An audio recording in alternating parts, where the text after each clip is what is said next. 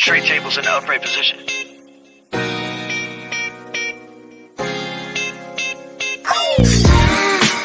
Make me fly watch me kiss the sky.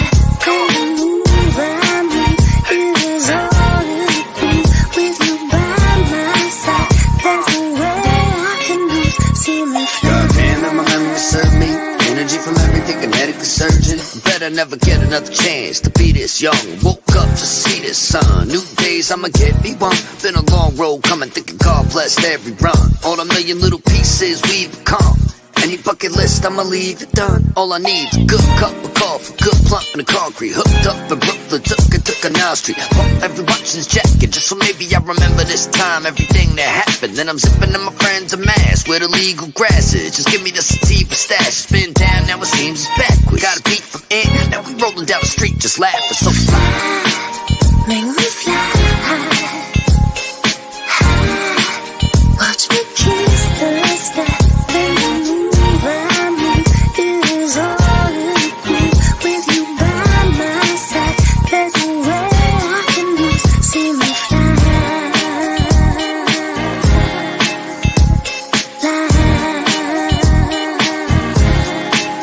when you move around me, it is all in me. With you by my side, there's no way I can lose. See me fly. When I'm with you, my dear, I'm far away from here. Must be the magic. Must be the magic. I found you. Make me fly That's right. watch me kiss the sky. When you move around me, it is all in me. With you by my side, there's no way I can lose. See me fly. Hard shit, mountain smooth, cause you reach a new altitudes. Hanging on every word like a mountain view. When we bounce a cruise, fuck them all, I can count on you. Like Bojack and Diane, whole snap to try it. Pepper pots in the I'm in. Times get strange and the people keep lying. The truth is the truth, any state I reside in. I am. Make me fly watch me kiss the sky. When you move around me, it is all in me. With you by my side, there's no way I can lose. See me fly.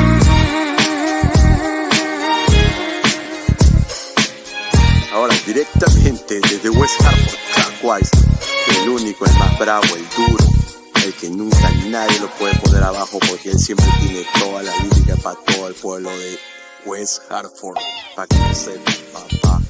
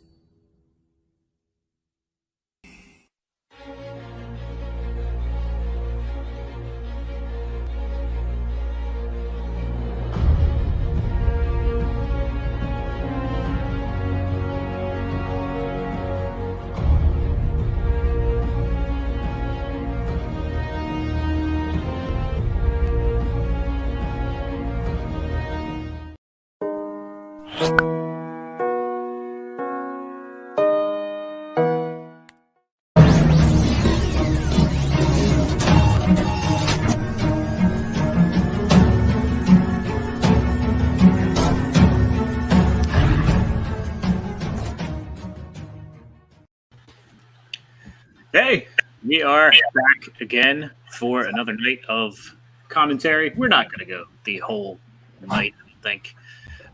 I know I'm not. I'll wait. Hang back in the background. I'm doing the job of Nate tonight. Nate is hanging out. He said he might tune in.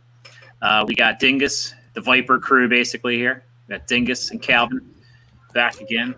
What's up? What's going on, fellas?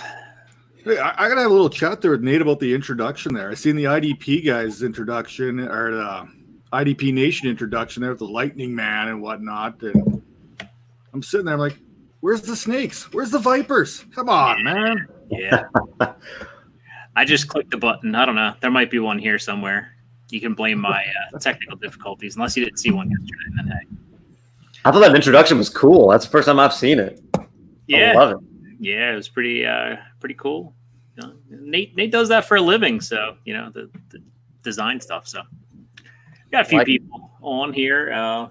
Obviously, day one was a big deal. We pushed it bad. We kind of just decided in the last, I guess, half hour to definitely do this. So, but you know what? Round two, business is picking up, especially in the fantasy world here. You got some top end receivers going here, flew off the board. Second round started with a bang with Higgins, Pittman, DeAndre Swift, all coming off the board. Bang, bang, bang. So, well, we should talk about a few of those landing spots here as we make our way into the third round. I don't know if you're going to start back in the second and work our way, or kind of we talked about Cam Akers, running back one. You know it.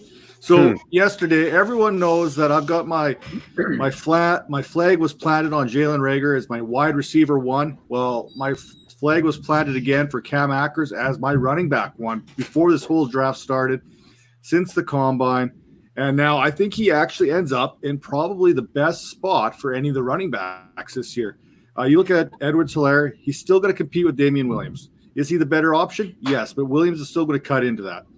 DeAndre Swift lands in a fantastic spot in Detroit, but Kerryon Johnson is still going to cut into some of those touches. Jonathan Taylor, Marlon Mack is still there. Now we move our way over to Cam Akers there in Hollywood. Malcolm Brown and Darrell Henderson, come on, man. Cam Akers is definitely so far in the best spot. Forget about A.J. Dillon landing in Green Bay. Cam Akers definitely has the inside track right now to be the most productive year one. Let's call it like that for now. Now, eventually, talent, the cream's going to always rise to the top. Talent's always going to win out. Edwards-Helaire is going to beat out Damian Williams. But the one thing we know with Andy Reid, he is loyal to a fault almost when it comes to his players. He is a player's coach. That's the reason he brought in LaShawn McCoy and inserted him into the starting lineup right away before Damian Williams overtook him yet again. So I could see Damian Williams getting first crack there, even over Clyde Edwards-Helaire, at least off the start. Yeah, I think, like I said earlier, I've been bidding on Cam Akers in we started an auction basically last night as soon as the draft kicked off, and definitely have some money sitting with Mr. Akers there. But anyways, here, hang on. We just got the Seahawks pick. Yes. And it's an LSU boy. So we got a Seahawks fan and an LSU fan here. Let's try and put something together here. They finally addressed offensive line. Yes. Tell me about Mr. Lewis, Damian Lewis, guard. And we'll forget about that part where Derek Brown threw him into Joe Burrow. Yeah, that's the guy. Derek Brown's Derek Brown. So, there's not too many Derek Browns in the NFL. There's a few. So, Cal, what's your scouting report on Mr. Damian Lewis? It's hard to notice Lewis when he's, competing with screen time with Joe Burrow and Clyde Edwards-Helaire and Justin Jefferson. I know that LSU had a really good offense. I don't have special insight about how good of a guard he is. I honestly, though, I want to go back to your Akers. So you said you feel like Akers is in the best landing spot for having the best 2020. So despite the fact that Edwards-Helaire lands in Kansas City with Andy Reid, Patrick Mahomes, Super Bowl champion, one of the best offense in football, versus the Rams, who I'll give you this. Akers is definitely used to running behind a bad offensive line, so at least he's got some experience doing that. You'd still put him ahead of Taylor and ahead of Edwards-Helaire. I think I'd put him 3. Yeah, but you're wrong. So we're talking about the Rams that are just 1 year removed from a Super Bowl appearance. Yes, some things happen and some changes have been made. Out goes Brandon Cooks. They just drafted Van Jefferson, so they've addressed that. They've still got Cooper Kupp there. They've still got Higbee. They've still got a pretty good offense there in LA. They had a pretty good offense 2 years ago as well. So let's not forget that. Don't forget about the Kansas City Chiefs and the LA Rams had one of the most exciting games 2 years ago as far as offensive fireworks are concerned. So you throw Cam Akers in there now. The biggest thing last year is Todd Gurley was hurt and they restricted his plays or whatever they chose to do. The Rams only ran for 1,499 yards last year. They had 20 touchdowns, which was right up there in the top 10, but that 1,499 was near the middle to the end at the bottom of the league. You insert Cam Akers, who's electric, and you give him any kind of offensive line, any kind. Look at his numbers last year behind Florida State, who was like the second worst offensive line in college football. Like, they were brutal. And he still was able to produce and get his name up there with the top 5 backs of this class. So Akers to me is still absolutely the number 1 running back. I'm standing my ground on him there. Now, I'm not saying Edwards-Helaire is not good. I'm not saying Swift's not good. I'm not saying he's not good. They're all going to be fantastic backs. But for me, Cam Akers is the best back in this class. And if you would have given him the same offensive line as LSU, Georgia, Wisconsin, we wouldn't even be having this conversation. That's how far ahead he'd be on everyone. So talking about the pick after Cam Akers, Jalen Hurts. Somebody in the chat asked about, we can show let's see. Oh, there we go. Cam Newton's gone. Teddy Bridgewater is there. But I think Jalen Hurts would have fit pretty nicely there. I mean, I know they just signed Bridgewater, but he's not a long-term answer there. I think, and Calvin, you had Teddy Two Gloves there in New Orleans. He did a respectable job, and he wasn't terrible. He orchestrated that offense pretty well in Drew Brees' absence. But I don't see Bridgewater as a number 1 quarterback for a franchise going forward. I think he's one of those guys that's going to come in and give you 6-7 games if you need it, and then that's it. I would, I guess, respectfully disagree. Obviously, I enjoyed having him here in New Orleans, but I loved him going back to Minnesota. Like I really liked what Teddy Bridgewater can do, and I'll tell you what I saw when I watched him this past year is I saw a capable, safe, good quarterback who's not going to make a lot of mistakes, but he's not afraid of pushing the ball to your number 1 wide receiver. So, for instance, Michael Thomas had just as good a games with Teddy Bridgewater as he did with Drew Brees. So there was no drop off there. He wasn't just checking the ball down. He wasn't scared, but he was safe. Like, he did make good reads, things like that. The thing that I think takes him from being a good average quarterback to being someone that I think the Panthers could ultimately love and put a lot of stock in is the fact that they added Joe Brady as their offensive coordinator. And that is a really good offensive mind. He's a guy that knows what he's doing. He's one of the, people give him credit for what happened to Joe Burrow, and he's the reason why Burrow was probably the 101. I think take him, give him DJ Moore, give him Curtis Samuel, give him Christian McCaffrey to throw to. I mean, I think you've got a really good offense with a really good engine, and he's going to make it go. He's not going to hold it back. He might not take it to the Pat Mahomes level, but he's not going to hold it back. Well, we're going to find out for sure because he's got weapons there in Carolina and Robbie Anderson, Samuel, DJ Moore, Christian McCaffrey. He's got no reason not to have success there right now. Mm-hmm. I was about to just talk about this guy that just got picked, Justin Madubuike. Finally got picked. It seemed like he was a first-round pick, and now this is the 3rd round, and he's just getting taken here. Defensive tackle. Baltimore takes him. So Baltimore's defensive line's looking pretty stout with Calais Campbell. They did lose Brockers. They had signed him, but I guess a failed physical or something like that. He went back to L.A. But Matabuke was one of those risers, and I guess he rose falsely. Speaking of people who are waiting to get their name called, Zach Bond, Josh Jones, Josh Jones surprises me right now. Josh Jones sliding to the third here now really shocks me a little bit. Seattle, I think, could have taken him. How about Zach Moss? I don't know that Moss is probably the next running back to go. I would say. Or what about Eno Benjamin? I mean, that's a guy that I think you were high on, weren't you, Coach? Yeah, I have Benjamin, I think, is my number 7 running back, and we've watched pretty much the running backs I thought would go ahead of him. Hilaire, Swift, Taylor, Akers, Dobbins, which I think is an absolute horrible landing spot for him. Dillon and Gibson, I had a little bit below. I think I had Gibson 1 spot below him, and I had Dillon 2 spots below him, I think, too. So, this is about the time that Benjamin or Keyshawn Vaughn should be going, or Zach Moss if people are okay with his medicals. Now, we had Dr. Turner on last night there, and I know we didn't get into Zach Moss too much, but he has probably one of the worst profiles for injuries that we've seen in a long time. So that could be scaring a lot of teams away right now as far as Zach Moss is concerned. There's Josh Jones, goes to Arizona. So, Kyler Murray gets an athletic tackle. That's good. I like that.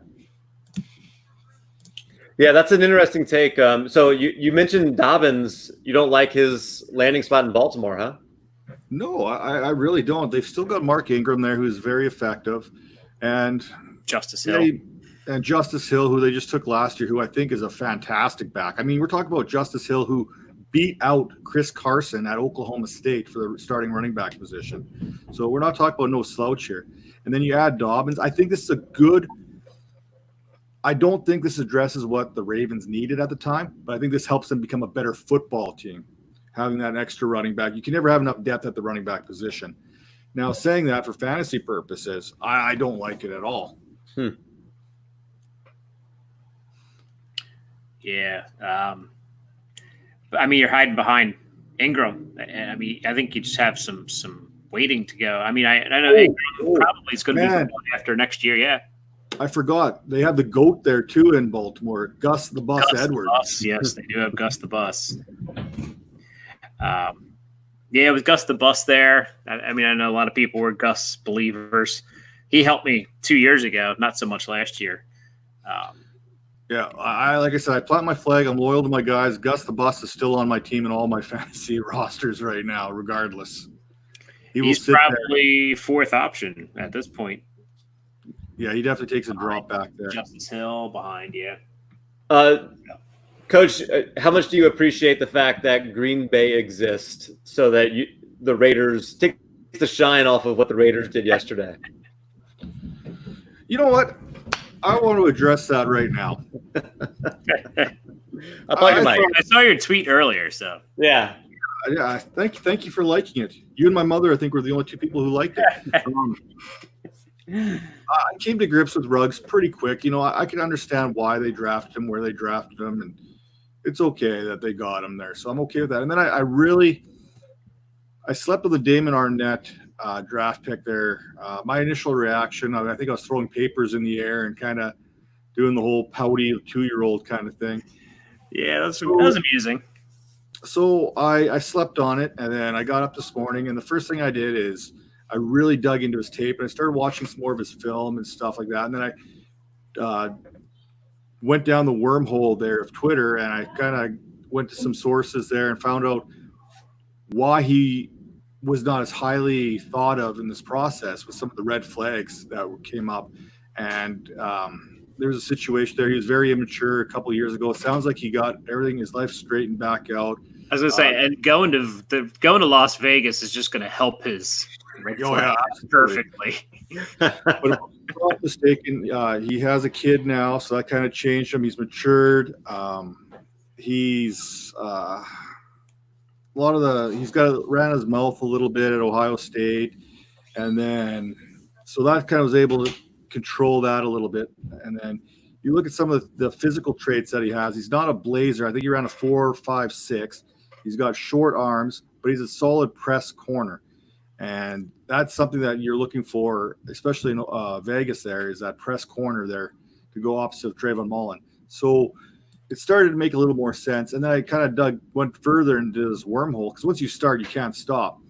And then you see I think it was Pete Prisco there was talking about how if it wasn't for these red flags, Arnett was arguably the third cornerback, which was where he got drafted in this draft. And so I was like, okay, it's starting to make sense. And Pete Prisco, he knows a thing or two about football, he even mentioned that he didn't see there was much of a drop off between Arnett and Kuda. So I was like, okay, now I'm starting to feel a little bit better about this selection. So I kind of came up with it. I'm like, okay, you know what? I'm good.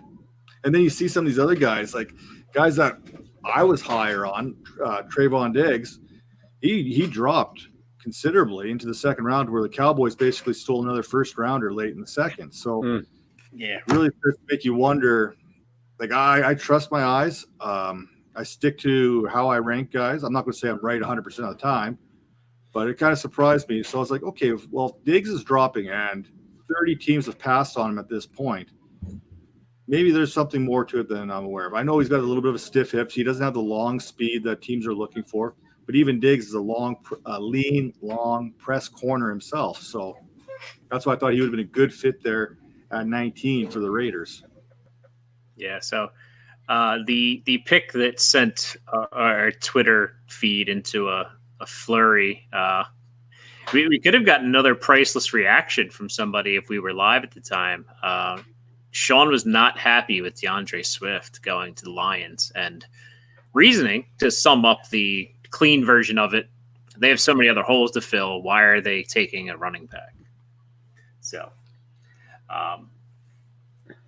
they're showing. And I agree with that. I think the Lions have more holes to fill than running back. I don't think running back was that big of a deal for him overall. But that said, if you take a look at the stats there from last year, I don't think any running back had over 600 yards last year for the Lions.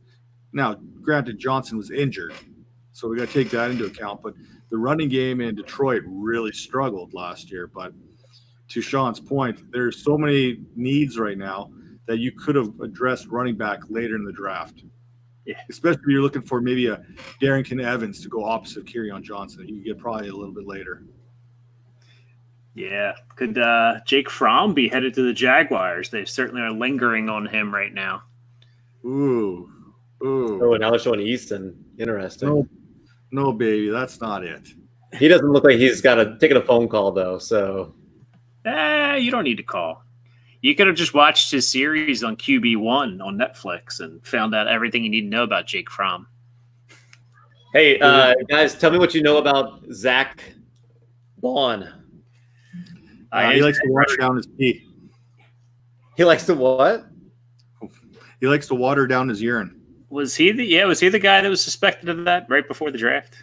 Yeah, which isn't a strike or anything right now, according to the new collective bargaining agreement. So it shouldn't affect anything, but you know it's going to affect something, right? Yeah, teams are probably turned off by that. A little bit. Well, I think this is a little bit later than I would have expected Zach Bond to go. You're always looking for edge rushers, and Zach Bond's definitely someone who gives you pressure off the edge, especially at the outside linebacker position. Indianapolis could be looking at Zach Bond in 2 picks. Indianapolis has I guess I'm ahead of you guys, so I know where he ended up. Well, everyone's ahead of Seahawks down here. Well, no, I actually got the TV on today, so I moved. Look, you can notice I moved locations here, so I flattened the mohawk and changed rooms here, so I could see you washing your hair too. That's nice. That's nice. Yeah. It's no longer green. Yeah. So I'm sure you guys have things about your team that drives you nuts. So what drives me nuts about the Saints is they never seem to place any value on accumulating draft picks. They're always looking to get rid of draft picks. I can't remember the last time the Saints went into a draft where they had all 7 of their draft picks, much less more than 7 draft picks. So coming up right here at 74, they trade up to 74 with Cleveland. They gave up a third round next year to do that, just to move up 14 spots. Oh, they must really like someone here. I can't wait for them to take another center. That must be the Zach Bond destination here. Maybe. Twitter is pretty quick with the picks. Yeah, I know. There's one guy out there that's got about 3 picks ahead of everyone else right now. I'm just trying to ignore him. The Saints could use a corner here. That's definitely something they could definitely look at. Linebacker makes a lot of sense for him. So that's where that Zach Bond kind of kicks in. Bryce Hall makes a lot of sense for him here. I love Bryce Hall out of Virginia. He's a tough guy. Gaither Davis or Davis Gaither. Hakeem, yeah. He'd be a good solid pick here too. So, because Demario Davis, he ain't getting any younger either. So they need to take a look at the future as well. And it looks like the Saints do a pretty good job. Or could this be where they go for Jacob Eason here and get their backup quarterback? Fromm? Oh, man. Fromm is – if you look at Fromm's relative athletic score, it is brutal. I think it's a 1.85. I think Fromm is so bad. He should not get drafted. I'm not too far behind you on that one there. I don't think this is a very strong quarterback class to begin with. So Zach Bond was the pick. And like you said, we were just talking about that and said that that's going to be the guy coming up. So whether we were being sarcastic or not, doesn't matter. We got it right. Yeah. Trade the pick to the Lions. It looks like maybe in the chat here we've got another Saints fan. Joe E. It says draft day as a Saints fan is boring. Okay. Not sure if he's a fan or what. But he feels my pain. That's what I like. I wish they put a little bit more value in the draft. They never end up. There was one time where I looked through like a 9-year stretch of the Mickey Loomis, Sean Payton tandem with the draft. They had by far the least amount of picks in the league, like by far. Well, I mean, they traded up to take Davenport a couple of years ago. They traded 2 first for Davenport. They traded up in the 2005 draft. I think I was watching the other day. They traded up in that. I think they traded up in the Ricky Williams trade. They trade their entire draft class for Ricky Williams, or the right to pick Ricky Williams, I guess. That's just the GM going, you know what? I feel like taking the day off. There you go. Yeah. I'm taking the weekend. We didn't scout anything this year. Let's just get Ricky Williams and call it a day. So the Lions have moved into this position here instead of the Colts here. I was ready to talk Colts football there and possibly Anthony Jennings, Curtis Weaver conversation. It looks like we're going back to the Lions, who also they've already addressed the corner position with Akuda, but again, Bryce Hall is still there if they want to go corner again. Offensive line, Christianberry maybe. Let's see. Weaver, Lewis. I don't know. I'd ask to get Sean on for this pick. That's probably not in best interest here. Yeah, well, actually, they did take while the intro video was playing. It took Julian Okwara, who they have his brother Romeo Okwara. Yeah. So you could have both Okwaras rushing the passer at the same exact time. Which I watched Okwara, and he has a lot of good skills. He's very raw, though. Like, he's going to need some time to develop. Here's the line selection. Yeah. I don't have volume on my TV. So. Jackson guard, Ohio State. I'm behind you. Yeah. Is it a guard? Yes. Yeah, Jonah Jackson. I thought maybe Cushionberry would have made sense here for him, but apparently people don't like LSU players anymore. Hey, so since the Lions are there on the clock, DeAndre Swift, I know obviously we had you mentioned the guy wasn't a fan of it as a Detroit Lion fan, And from an real life NFL perspective, yeah, I totally get it. I kind of like it for fantasy, though. I mean, Kerryon Johnson is definitely not he's not a picture of health. He's missed 14 games in the last 2 years. DeAndre Swift is going to get some opportunity, and I kind of like him with Matt Stafford. I mean, you think about like the way Stafford's pretty good at throwing running backs out of the backfield. Think about Theo Riddick and some of that. I mean, I kind of like the idea of Swift getting in space in that Detroit Lion offense. Stafford hitting him on the turf with his lateral agility and quickness. Some special things could happen there. Yeah. You're right. It's a good fit. Like Swift makes a lot of sense there. I think, I was doing the profile on DeAndre Swift there on the landing spot, and one of the comments I made is Matt Stafford can't stop grinning from year to year with this addition. Mm-hmm. NFL wise, that's a good pick. Fantasy wise, but the thing about Kerryon, like before the season, a couple weeks ago, I traded Kerryon Johnson straight up for Ryan Tannehill in a super flex, and I thought that's it wasn't a slam dunk exactly, but I got a starting quarterback, which I had none at the time. So I had Andy Dalton, Ryan Finley, Mitchell Trubisky, and a pile of garbage. I think Mark Rippon was probably more likely to start this year than any of the other options that I had. Hey, there's an interesting pick. Not Mark Rippon. Mark Rippon played for the Redskins. Yeah. So this could be interesting. Keyshawn Vaughn for Vanderbilt going to the Buccaneers could be in a better situation than Swift, Taylor, definitely than A.J. Dillon. Better than Taylor, we said. Who else? Dobbins, better than Dobbins situation. So you can see him go a little higher because, he's got to beat out Ronald Jones, and that's about it. I'm really curious about – so Vaughn is not a guy that I know near as much about. How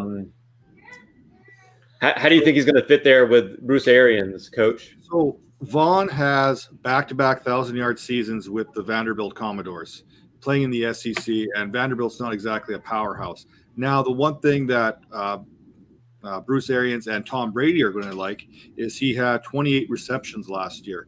So he can catch the ball out of the backfield, and he's pretty effective with it. All those 28 catches, he had a 9.6 yards per catch average for 270 yards. So he's proven that he can be effective not only as a pass catcher, but as a runner as well, which is going to bode very well for him in Tampa Bay because, like you said, Ronald Jones right now is his competition. So that should make things pretty interesting there. I think Keyshawn Vaughn could be a good, solid fantasy pick as well, with some high upside to him. So do you think that Arians sees a little bit of David Johnson in him? I don't know if I'd go as far as a David Johnson comparison there, but you're going to see running back. Like I said, I was shocked when I seen A.J. Dillon go as early as he did because he doesn't have or hasn't developed or we haven't seen his pass catching ability. And in today's NFL, teams want those backs that are going to catch it out of the backfield. That's why I think we've seen Edwards-Helaire go as high as he did. DeAndre Swift, Cam Akers, because they are able to catch the ball out of that backfield and make something happen.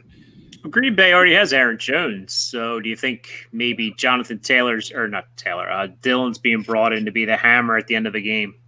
Yeah, I would agree with that. I think he's basically coming in to play fullback on dive plays on the 1 yard line. Because they've also got Jamal Williams there, who is one of my favorite players in the league because he likes to talk Frozen and mermaids in his press conferences. So, speaking of sticking with your guys, we have Mel Kiper joining us apparently. Yeah. Well, I like everything about the guy. His mom's a good person. She's a nurse. I don't know if people know it, but his dad died in a car wreck. And then on top of that, he's also run the ball. He's caught the ball. He's tackled people who ran and caught the ball. Just kidding. How you guys doing? Good. How about you? It's the madman. If you couldn't figure that out, I am hanging in there. Good. I was happy until I saw the Ravens draft my guy J.K. Dobbins, and then I was pissed. Yeah, it's kind of funny. You mentioned all those things because the first 5 picks that came off the board, they're telling about their father that got killed when he was Everybody's 10. dad died violently. It's I'm awful. like, really? We need to bring this up on the best day of their lives right I now? know. Remind them of how sad. I mean, what is that? The entertainment value is not there. Tell something else. That's sad. Yeah. We're all Yeah. we're already sad. We're quarantined in our house. We already are like we're already depressed. Like, don't give us more depressing stories to add to it. Come on, Roger. I agree 100%. So I Matt, don't know. I'm kind of digging my 30-second commute.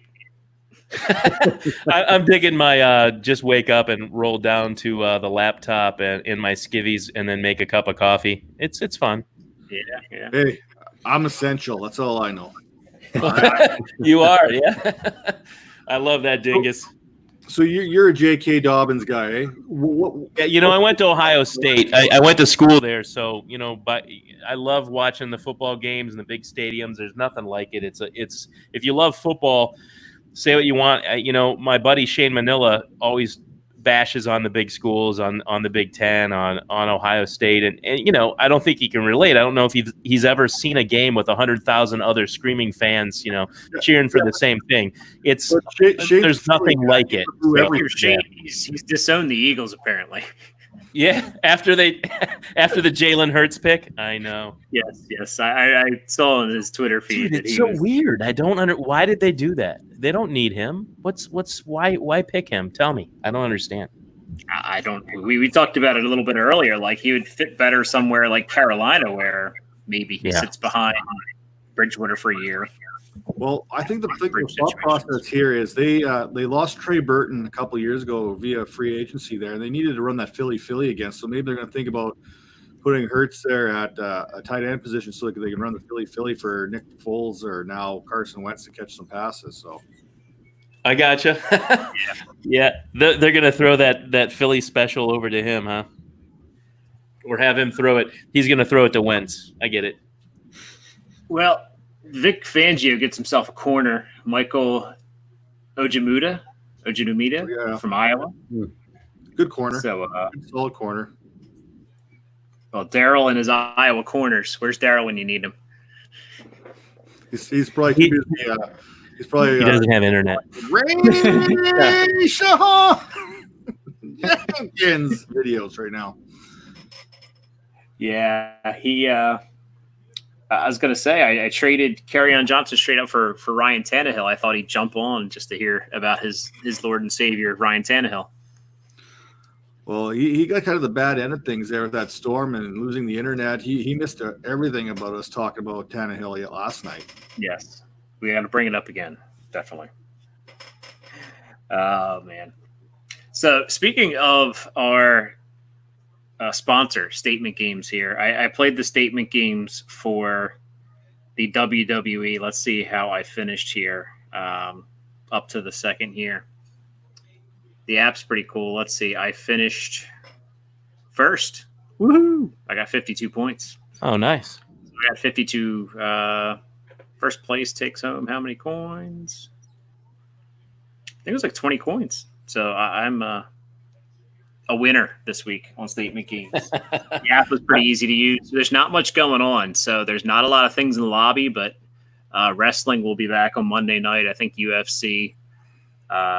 I think the draft stuff's done. I think they did draft round one of the draft, but UFC and wrestling is what we got until, I don't know, hockey eventually makes it back in July. I think Bettman's going to go play in Alaska or something. Do I like hockey? Has Alaska seen any COVID? I mean, I don't know. Are they just quarantined from the world? Well, I know one of our territories up here in Canada, I think they've got 0 cases so far. There's some areas of central Pennsylvania that have 0 cases too. They also only have 5 people that live there. So, who lives in Alaska? Well, Dingus is up in Canada, which is basically Alaska. So you're up in Canada, eh? I am. Sweet. You heard the A earlier. Hey, when you're done trapping the beavers, what do you do for the rest of the day? I go back to the lodge there and pound some maple syrup. Sweet. I love that. I got to hang out with this guy. He goes and checks out the Letterkenny Irish. Play some hockey. Okay. Play some hockey on the pond, eh? Not right now. We got no more. It's pretty nice out now. Temple guy just got taken. Matt Hennessy from the to the Falcons. Huh. Good. That gives Gurley a little bit more blocking up front there. What do we think about Gurley this year? Is he gonna Yes. be okay? Yes. Absolutely. Now that they don't have the braces on? No, I think he's going to be think- great this I year. think McVay was afraid to break him last year. I don't know what happened, man. I really don't. Yeah, the Rams had that Super Bowl hangover that they just never got over. So we are about 2 picks away from another dingus meltdown because the Raiders are up at 2 picks. Here we go. However, this is the 3rd round, so you can't get mad at 3rd-round picks. You take your shot here. They got 2 picks back to back. I mean, What's worst case right here? So we know what's going to happen. A quarterback, because they're all trash. A quarterback's the worst case. Eh? Yeah. Jake Fromm, the worst case. Jake Fromm would be the worst case. Absolutely. Because he will never get a sniff of the field. Right. What about Anthony Gordon? I like that. He's a rock star. He's like the second incarnation of Garner Minshew. Does he have a mustache like Minshew? Not yet, but we can work on that. Minshew's a stud, man. Speaking of Minshew, I like that he added Chenault. That's a really cool, really interesting wide receiver for him to have there. Him and Chark can make a pretty. Yeah. And I mean, they did sign Tyler Eifert for the one game he's going to play. He'll be pretty useful. Before he gets his back hurt again. Yeah. He actually survived last season. I know. He did. I like Eifert. I do bad too. that he goes hurt, He's man. had some terrible luck injury. Really good player. Yeah, terrible luck is right. Another Golden Domer in the league at tight end. So there's like 5 guys in the league that played tight end for Notre Dame, and Chase Claypool's one of them. Did So you like Chase- that in the chat there? I was like, Steelers got a tight end. I kind of left it at that. So the Steelers, looking at the Steelers, if Ben comes back healthy, he's got Juju, he's got Deontay Johnson, he's got Eric Ebron they signed. They have Chase Claypool, which is basically a tight end with like super speed. They have And where's the Claypool Vance from? Dance is still there. What's that? Where's Claypool from? Notre Dame? British Columbia, Canada. Yes, he is from British Columbia. He's way up there. Yes. We haven't seen the other Canadian get drafted yet either. Who's the other Canadian in the draft? Darrell Gallimore out of Oklahoma. Oh. Oh, really? How do you find Oklahoma from Canada? You just drive south, don't you know? You got that one there. That's Ontario. He's from Ontario, so that's like a southwest kind of straight shot. Transcontinental or whatever you want to call it.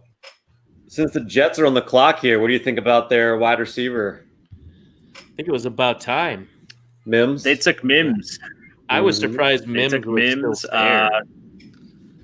Mims should have gone to the Rams 2 picks before. I mean, Van Jefferson or Denzel Mims. I mean, they took Jefferson, obviously. Hey, but- Jefferson probably would have hung around for another round or 2. That seemed like I don't get that pick. I like him, but he's like 83 years old already. No, I thought that was a reach and a half. That seemed unnecessary. Yeah. He would have Yeah, laughed. I thought with Mims there, they have 2 pretty good possession guys there. Mims with the speed, I think, would have been slide into that Brandon Cooks role. Seemed like a better fit. Yeah, but McVay has his genius kind of wore off last year. We'll see if it comes back again in 2020. I hope not, as a Seahawks fan. So hope it burns along with those How are you liking god-awful, this? hideous Go ahead. logos that they came up with. Are you liking the Seahawks draft so far? No. Their last pick I liked. They picked guard from LSU. That was a good pick. And yeah, I don't mind any their running picks. backs in their future? Or? They did not take any yet. They might take one late. They normally pick one up late. Who else did they get? They got Darrell Taylor, who Darrell tells me is a very good pass rusher from Tennessee, being a Tennessee guy. Zeninga. So Florida takes another edge rusher from Florida. I'm sorry, the Jets take another edge rusher from Florida. That will probably not play for them. Right. They picked the guy, I can't even remember his name, 2 years ago. What was his name? Can't remember off the top of my head here. I just know he barely played. He he's another edge rusher, another outside linebacker edge guy, and he just never made it, and it's going to kill me. Somebody in the chat might know. Yeah, I don't know. I wish I did. Is this Ja'Kai Polite? There you go. Ja'Kai Polite. They took from Florida 2 years ago, and he basically, I don't think he even made the team out of training camp. I think Seattle picked him up and then got rid of him 2 days later. So yeah, he was a wasted pick. So let's see if Zeninga is a wasted pick or not. I actually don't mind the Jets class right now. Becton, Mims, Ashton Davis, Jabari Zuniga. So I think they've done pretty well so far. They didn't do anything boneheaded. I mean, and even if they took a wide receiver with the first pick, I mean, I think their offensive line pick was better than an wide receiver pick. Even Mims, they didn't just get Mims. They got another pick later when they did that because they traded back and got Mims. Yes, they did. So here's the Raiders for 2. John Gruden's still showing off the big board over there. Yeah. Gruden should be line up in front of this board here. Come on. His son's protecting. Move the camera. That's anyone that comes by there. Yeah. It needs to be LVR. Don't you agree? That should be the abbreviation for Las Vegas Raiders. LVR. Right. Well, it's the LA Rams. LV just doesn't look right. Do we have back-to-back Raiders picks here? We do. Back to back. So are they going to announce them both at the same time, or are they just going to make us wait? No, they're going to make us wait. They'll kill another 5 minutes off the clock. Yeah. Or Eason and Fromm. They're not going to get a quarterback. They're not going to get another quarterback because they already got the second greatest quarterback ever, Marcus Mariota, because he couldn't beat out the greatest quarterback ever, Ryan Tannehill. But no, they're making the selection. I'd like to see them trade one of these back a bit and get some more picks, but yeah.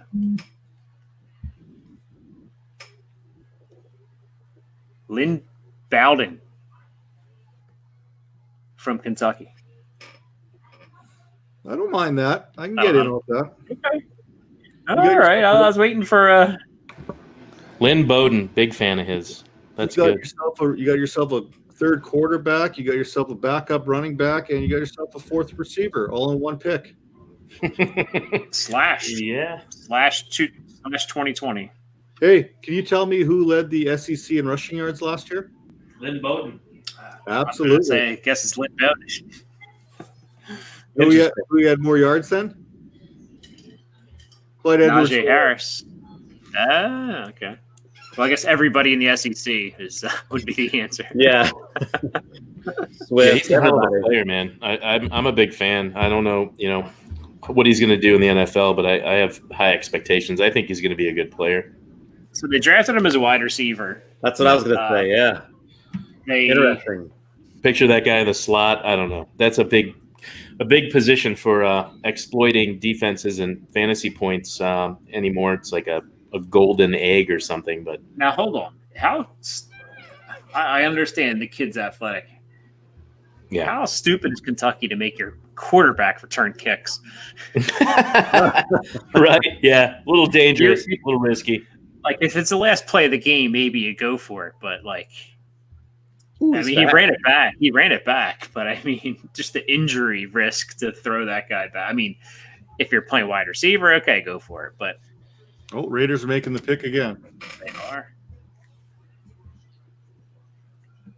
Well, that's kind of disappointing. I was kind of hoping they'd trade back. See, I kind of miss Mike Mayock on the draft I know. show. Same.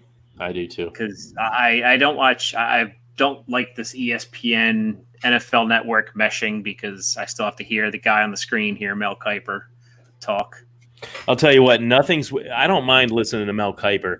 The one guy that I can't believe has a job talking at all, period, is Michael Irvin. Can't stand him. I just replace him with anybody. Like literally replace him with one of us. Anybody. Just not Michael Irvin. I can't believe that guy ever did cocaine because like he is so jacked up all the time. Like why would you need to?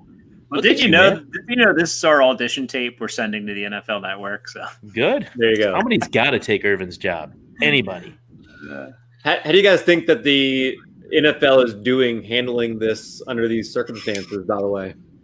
I think it's pretty good. It's funny. Brian Edwards, South Carolina. About damn time. I can't believe he still was on the board. I have him in a Debbie league, so I like that. Have him in almost all my Debbie leagues. I love that guy. Wide receiver, I would say, pretty well for this draft. They've got Lynn Bowden, Brian Edwards, Henry Ruggs. 3 wide receivers, a slash and 2 wide receivers. You know what? It is what it is. They've got Terrell Williams is going to have a contract bought out here the next year. There'll be a cut with very little cap on it. So you basically replaced him with Brian Edwards because they do the same thing. So I don't mind that at all. You're looking a little bit down the future. You're saving yourself some cap. Brian Edwards, 3rd round. You're probably looking at, what, $1.5 million, if that, on a contract here? I don't know. We need Jay Walter in here to talk cap money and dollars and stuff. But I don't think 3rd round receivers are making a whole heck of a lot off the get-go. And Brian Edwards, at the beginning of last year, he was possibly a 1st-round pick. What happened? I don't get it. He didn't drop for me. I don't know what the NFL sees or doesn't see. I think that guy's great. I don't know any ideas what happened with him. It's not Tyler Johnson we're talking about. He looks big. He looks fast. I mean, I think I've got breakout age of like 17. Are we kidding? Yeah, broke out of I think it was 18.1 or something. I have Edwards, I believe, in my top 7 wide receivers for this class. I think Brian Edwards is a victim of being Brian Edwards. And what I mean by that is he's been good for so long. Freshman year is when he broke out at 18 years old. He's played until his senior year, essentially. That's 4 years we've had a chance to talk about him, praise how good he was, break him down, destroy him, and then build him back up to where he is now. And we see that with a lot of prospects that come out and have fantastic first years. We get on the hype train, we believe in them, and then we pick them apart. We see this every year in the draft. Even guys who are high 1st-round picks, we find something, we nitpick to the point where a guy who is supposed to be a top 20 is now a top 60. Happens every year, and I think that's what happened to Brian Edwards. We've been talking about him for so long. We've talked about him so much that now we start focusing on what he can't do instead of what he can do. And what he can do is help a team. Yeah, no doubt. I think he's going to be. He's got the potential in my mind to be, a wide receiver 1 for a team based on everything that he brings to the table, including the speed. So just to kind of touch base here with what the Raiders have done, they're gonna get rid of Tyrell Williams here probably after this season. So now their receiving room looks like Henry Ruggs, Lynn Bowden, Hunter Renfrow, and Brian Edwards. So that's, it's looking better. This comes along. A safety that you don't like that's been taken so far. You got McKinney going to the Giants. I like that a lot. Duggar going to the Patriots. I like that a lot. Delpit going to Cleveland. Yes. Which, hey, I like that a lot. They needed a safety pretty bad. I wanted Antoine Winfield Jr. to go there, but whatever. I'm fine with Delpit because he might be one of the best anyway, and it fits the team. But I think that's a good fit. They needed a safety. And then Winfield goes to Tampa. That's a good fit. He's going to start right away. Jeremy Chin goes to Carolina. He's going to start right away, right in Eric Reed's spot that he vacated. Ashton Davis is the only one I think Marcus May and keep going. Jamal Adams are there, but if Jamal Adams can talk his way out of town, then that'd be a prime spot. So 2 things there. I like Marcus May. I think he's fantastic, especially for when he's healthy. He's productive for IDP purposes. Brandon Jones to the Dolphins, I'm not a big fan on that. I think the Dolphins kind of missed the boat. They could have had any of these safeties earlier. We were talking even Yeah. first round. Sorry, Corona. We're talking first round. McKinney was an option there late in the first round. Brandon Jones, he kind of shies away from the run game, if you ask me. He's not going to step up and be the hammer. He kind of lets the tackles come to him when I watch the film. So I'm not a big fan of that draft pick right there as far as safeties are concerned. Yes, Brandon Jones to Miami. Dingus helped me out with that one. We just had a pick of, and you know what? I am not a Cowboys fan by any means, but they have let the draft come to them. They have not reached on a single pick. They got Lamb. Their other pick they got value in was with Diggs, and then they get Neville Gallimore here in the 3rd round, a defensive tackle. Fantastic value all the way around. None of them, they're the anti-Seahawks. They didn't reach for a single thing. I'm going to tweet something really intelligent like I see everybody do all the time. I'm going to tweet out Brian Edwards, still wide receiver 1 because he went to the Raiders, just because. And then somebody will tuck that tweet away for like 20 years, and then they'll uncover it when Brian Edwards gets cut from a team or something. Yeah, my deepest thoughts are on Twitter, so make sure you copy everything I put out there. So just to kind of go back to the Brian Edwards, he got hurt there late in the season, and then when he was kind of rehabbing from that injury, getting ready for so he sat out the Senior Bowl. He didn't participate in the Senior Bowl or anything there, and then he re-aggravated an injury leading up to the Combine.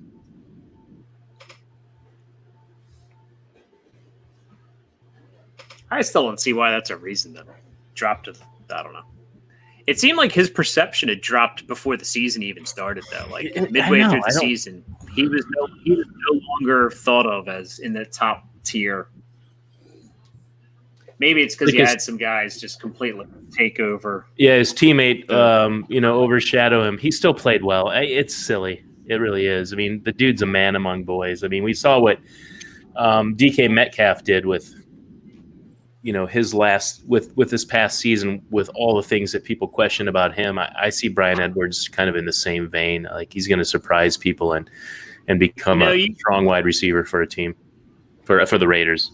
A team. Somebody mentioned the best thing about doing this was having Booger on mute.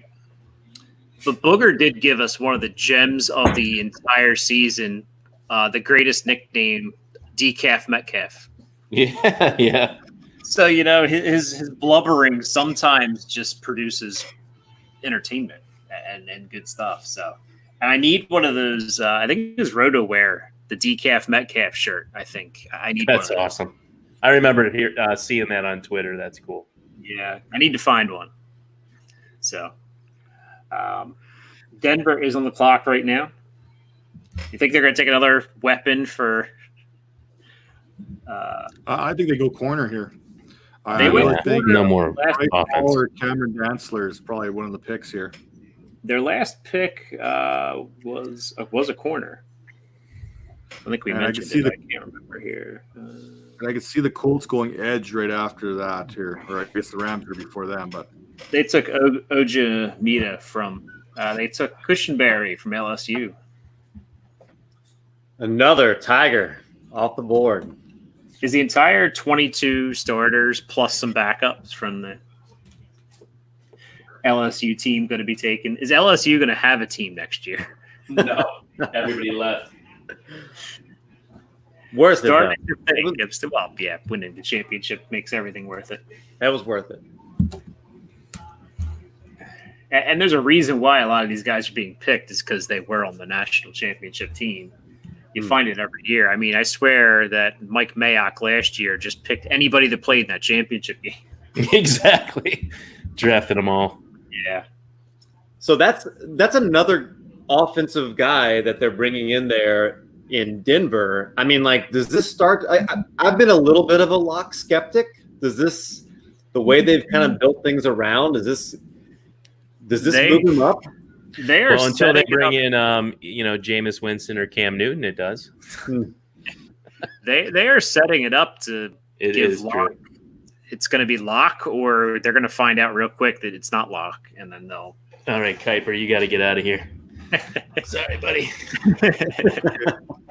So I got an interesting. A buddy of mine just got an interesting offer here, involving.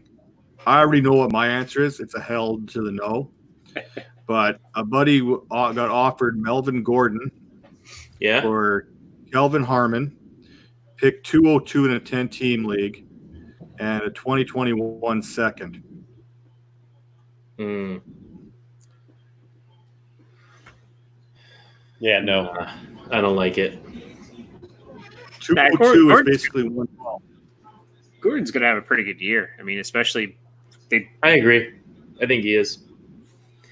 I mean, he's. Did he sign a long-term deal, or did he just sign one of those one-year kind of deals? It's a one and done deal. So yeah, he's playing for his next contract. So he's going to try to show out a little bit. Try to get. The problem I have is the team that's trading away the picks is not a very good team. They're one of those teams that's in a rebuild. Yeah. So I have a hard The Rams time. take Terrell the Rams Lewis. take Terrell Lewis from Alabama. That's your Dante Fowler replacement. Hmm. Yep. I'm still not a fan of these. I mean, Fowler was decent for what he was, but outside linebackers, I just can't.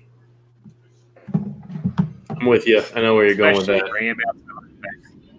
Yeah, they just aren't very effective for your IDP team. So that doesn't really do a whole lot.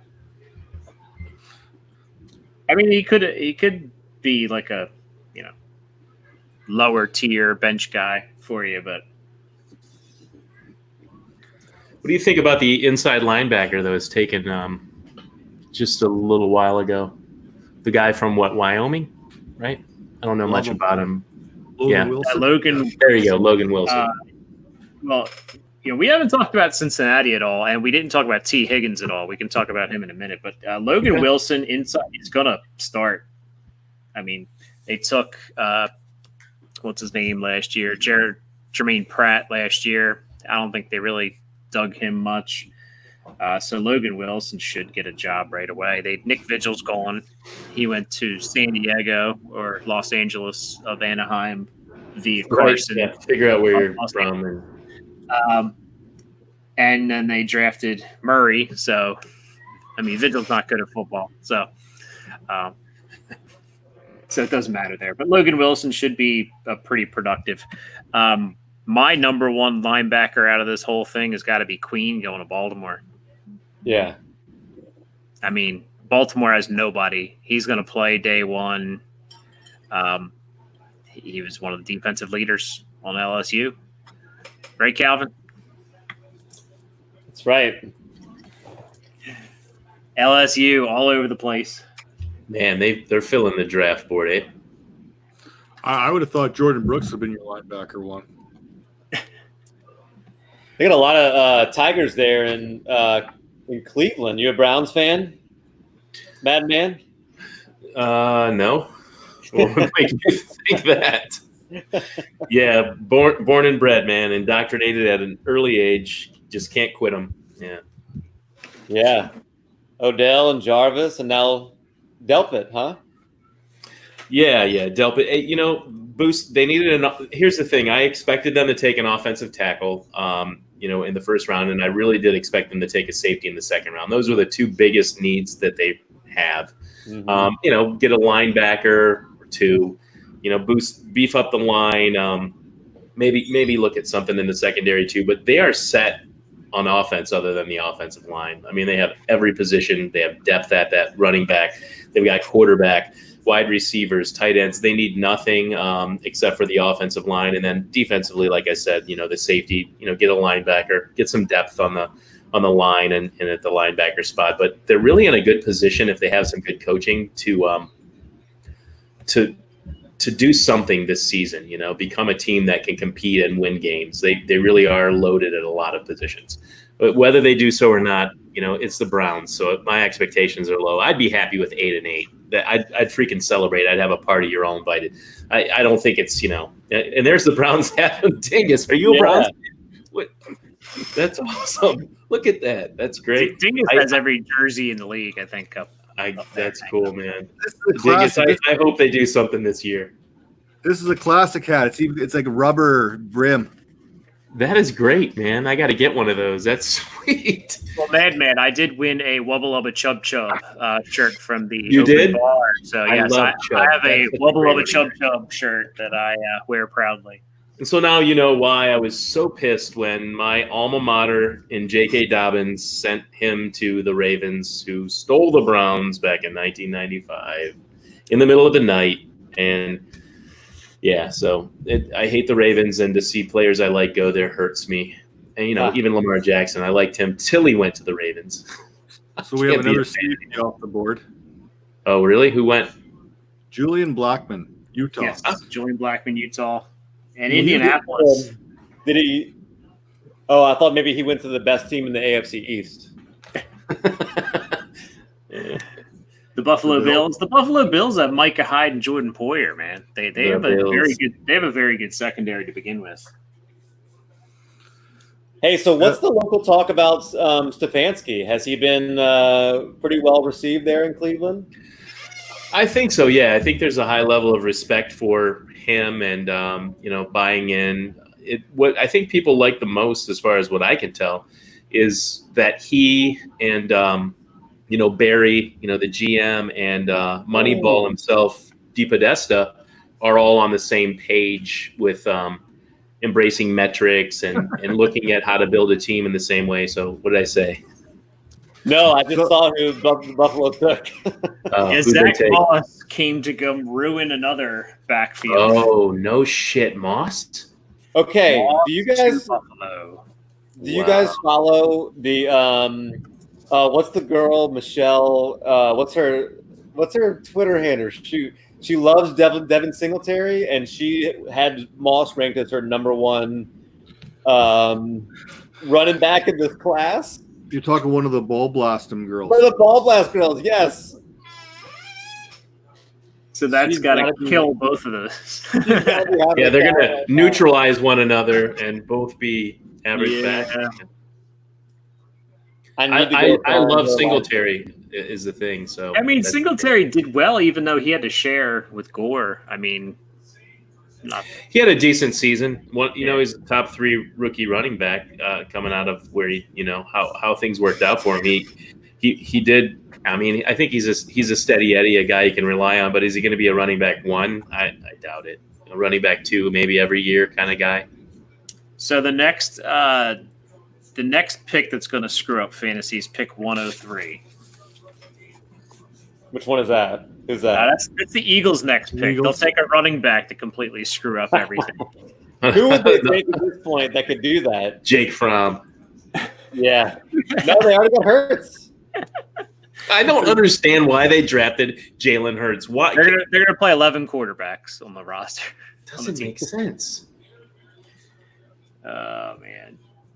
Who's left? Let's check out the running back rankings here. I feel like Benjamin. I don't know why he hasn't been taken yet. Benjamin can screw some stuff up for them. I like Darrington Evans. That's one of my favorite guys in this class. Not top shelf guy. Darrington Evans. Who's the guy from Louisiana Lafayette? Oh, I don't even know. Kalea? He was a He was a sleeper on one of the shows here. Yeah, you're talking about Kalea there. They also got Trey Regis there, I think, as well.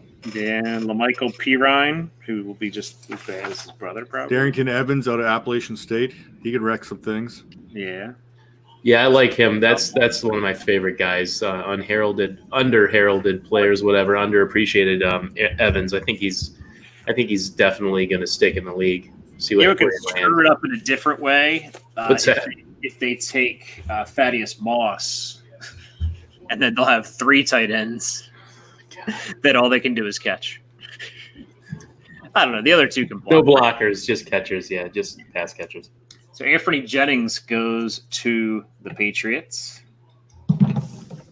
Okay, let me ask you this: the Patriots now, we're sitting here. Do they have some? I feel like I'm giving them credit for some master plan, but the more this goes on, the more it looks like they're going to roll out Jared Stidham as a quarterback. Yeah, They Stidham, are. right. Yeah, that's pretty much the plan. And I'm sorry, but I don't buy that Bill Belichick is ever going to tank. That guy does not have it in his DNA to tank. So He's not going what to the tank, hell? but Stidham's going to lead them to the 2-14 so? year. Yeah, going to do it, huh? I just don't. I mean, they lost a ton. I mean, Brian Flores stole half of his defense, and then Patricia tried to steal the other half of his defense. Yeah, I don't think those guys could compete without Robin Bill's cradle over there. I really don't. Yeah, but I mean, Madman, what would the press look like? What would the story look like right now if the Browns were the ones thinking about rolling out Jared Stidham as their quarterback and trying to be taken seriously? It just seems like we'd be talking about it totally differently. Yeah, we would be talking about it like, are they serious? Are they really going to do this? I like Stidham, I think, more than most people when he came out, but I don't buy that he's the starting quarterback in New England. Like, I think at some point, Bill's going to either bring in Andy Dalton, who I do think is a good fit for that team, like right now, not too many tweaks needed kind of thing. I mean, he's definitely a smart, savvy quarterback, and like we've talked about on other shows, the biggest thing about him is when he's under pressure. Well, we've seen Tom Brady he never really got a ton of pressure. If you could keep the pressure off of before the snap, Andy Dalton is top shelf. He's one of the best quarterbacks, handling all that stuff. It's under pressure that he fails. But in that, I think he's the right mix for that team. But other than Dalton, what would they do? There's nobody else veteran-wise that seems to make sense. So if they don't they're not drafting a guy. I mean, we've seen that. So is it Stidham? Hoyer's not going to do it. Kessler's not going to do it. Almost seems like we're going to bring in. What's that? I think Kessler was already cut. Oh, was he? Yeah, I think so. Yeah, he was never going to be a thing. Probably better than Hoyer at this point, but Stidham. Obviously, Bill likes him, but I just don't see that happening. I'd like to see them bring in Dalton for fantasy purposes. I think that would benefit all of us. Well, would you rather Dalton or Brissett if they're going to make a trade? I don't know. I probably Dalton, but Brissett's been there, so I mean that could make sense too. Do you think that might happen? Do you think he brings in Brissett? That's a good question. It's interesting. I mean, I don't know if if you're the Colts, do you let that happen? I feel like I feel like one of the main reasons, like this kind of goes for not seeing a lot of trades of veteran players right now, is because the draft, familiarity with the system, things like that. Like it just seems like Brissett kind of answers that, though. He would have familiarity with the system. You can't try out guys. You can't really do anything other than go on what you have on paper, because nobody's in person. You can't do anything. I get that. Brissett would be more of a shoe-in. Right. And, he's not, he's a little younger than Dalton. Yeah. I mean, that makes sense. But does that really improve their situation over Stidham? I don't know. I don't know that it does. So Curtis Weaver should be your pick here for the Browns here. Who? Curtis Weaver. And we have another. 2/3 of the HQ is taking over here. He finally got his computer working. Wow. I have no idea what the hell just went on for the last half an hour. I've been trying. Can you hear me with this, actually? Yeah. I can hear you. I had to use this other micro. Whatever. I just had a nightmare. Did you miss Mel Kiper, dude? He joined us for a few minutes early on. I left him up for you, and these guys are like, "What the hell?" I left him up, and then you didn't join. I'm like, "Forget it." I was technically in the room for like 6 seconds, and then it froze, and I left. But when I was in, I saw the Kiper thing. I guess it's pretty good timing. I'm seeing this Zach Moss thing. Oh, was there some other voice? I don't know. That wasn't my house. That wasn't my house either. My house either. Yeah. That's weird. I accidentally put hear on a video voices all the time. Dingus. I hear voices all the time. Well, by the way, hi guys. What's up, Hi. Liz? Hey, you need a beer? No, I got one right here. That was annoying right now, trying to get everything ready. But what's really funny is while I was doing this, I'm watching what's going on, and Twitter's like freaking out. Like every single time a running back gets drafted by a team, everybody assumes that the running back from that team is now dead. Yeah. So I see everybody freaking out now about Devin Singletary because Zach Moss just got drafted. Yeah. We were just talking about that, Hal. And That's I said, true. pick one of the three. The Eagles are going to kill Miles Sanders with the pick. You know? And in the meantime, the Dolphins did nothing. I'm sitting here with Jordan Howard and freaking Patrick Laird as my running backs. It's a But, one-two like, punch that's right there. smart, though. That's smart, though, right? Like, if they're going to rebuild, they don't need to be spending really good draft capital on a running back. That's just a smart way to rebuild their franchise. Yeah, you don't need to spend a lot, right? No, and I didn't even realize it. I watched all the games, but I didn't even realize it. They were talking on Sirius this afternoon about how, like, the Dolphins won. I think we won 5 games last year, but we had players on our team from the Alliance Football League and like undrafted players and all that stuff. So yeah, they're building it the right way, I guess. I just really wanted one of those guys to come here.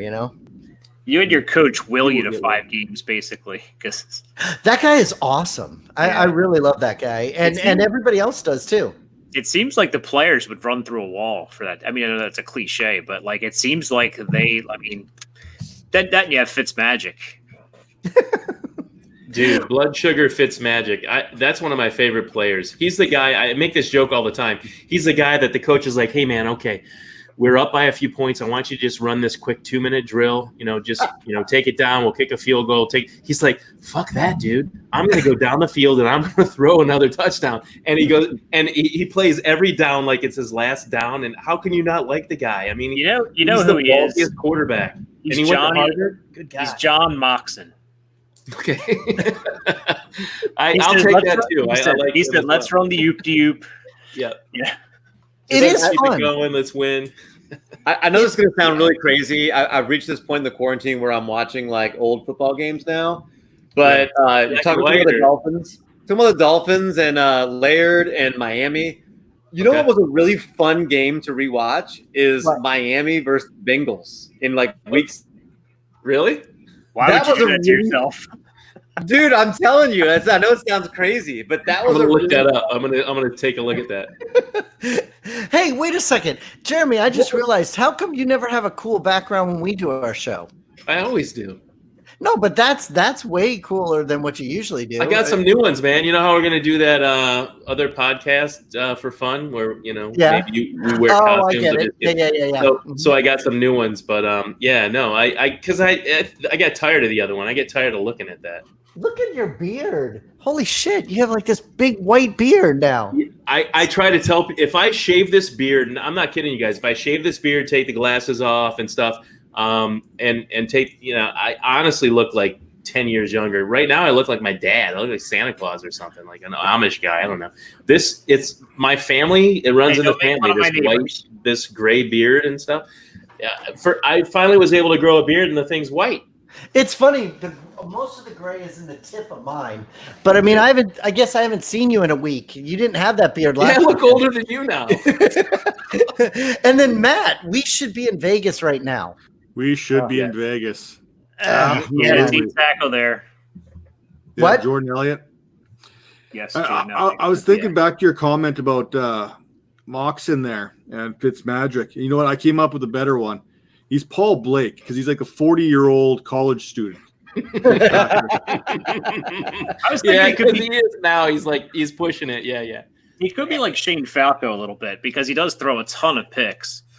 Yeah, but he's fun. Win, man. But Jeremy's right. He's fun to watch, and he's also fun, like even in his press conference and all. I mean, but he's been around forever, so people like him,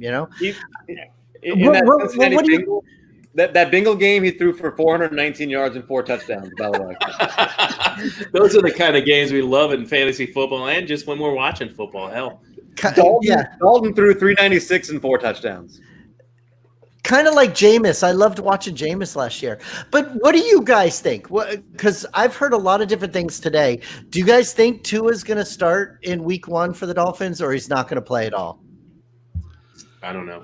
It seems like when you spend that much capital on a guy, you're looking to start him right away. But I mean, the medicals, if they check out, are they going to start him? It's a huge question. When you spend that kind of capital, you're looking at a guy to start soon. They don't have anybody really to get in his way. I mean, they got an old veteran guy we're just talking about. I think this comment's especially meaningful because we are talking about how, we want pieces of the Cowboys, we want pieces of, the Broncos, and the Bengals and Miami probably helped win more championships. Yep. Than those high-powered offenses. Yep. I also I had Dalton in a game too, won me a championship, and then I had Devontae Parker, who was in the same game, 5 catches, 111 yards, and a touchdown. Yeah, he finally panned out for us after all these years. Him and Perryman. Yeah, exactly, man. I mean, unbelievable. They finally came through and did something, and maybe they just finally developed. It happens like that. Although Perryman, he's balder than I am. The most would have hit his prime years ago. The most important thing that happened to Parker is Adam Gase got fired and went to New York. That is, and that's what makes me worried about Mims. If you want to tie it back into this draft, that's where I like Mims a lot, but I just don't trust Adam Gase. I don't trust anybody in his offense at all. It's like they finally got somebody to help Sam Darnold out. About time. They got somebody in there, but does it really matter because Adam Gase is the coach? Yep. And for a do anything with that? For a Dolphins fan, it's awesome. So I'm happy with it. Right. To me, that's great.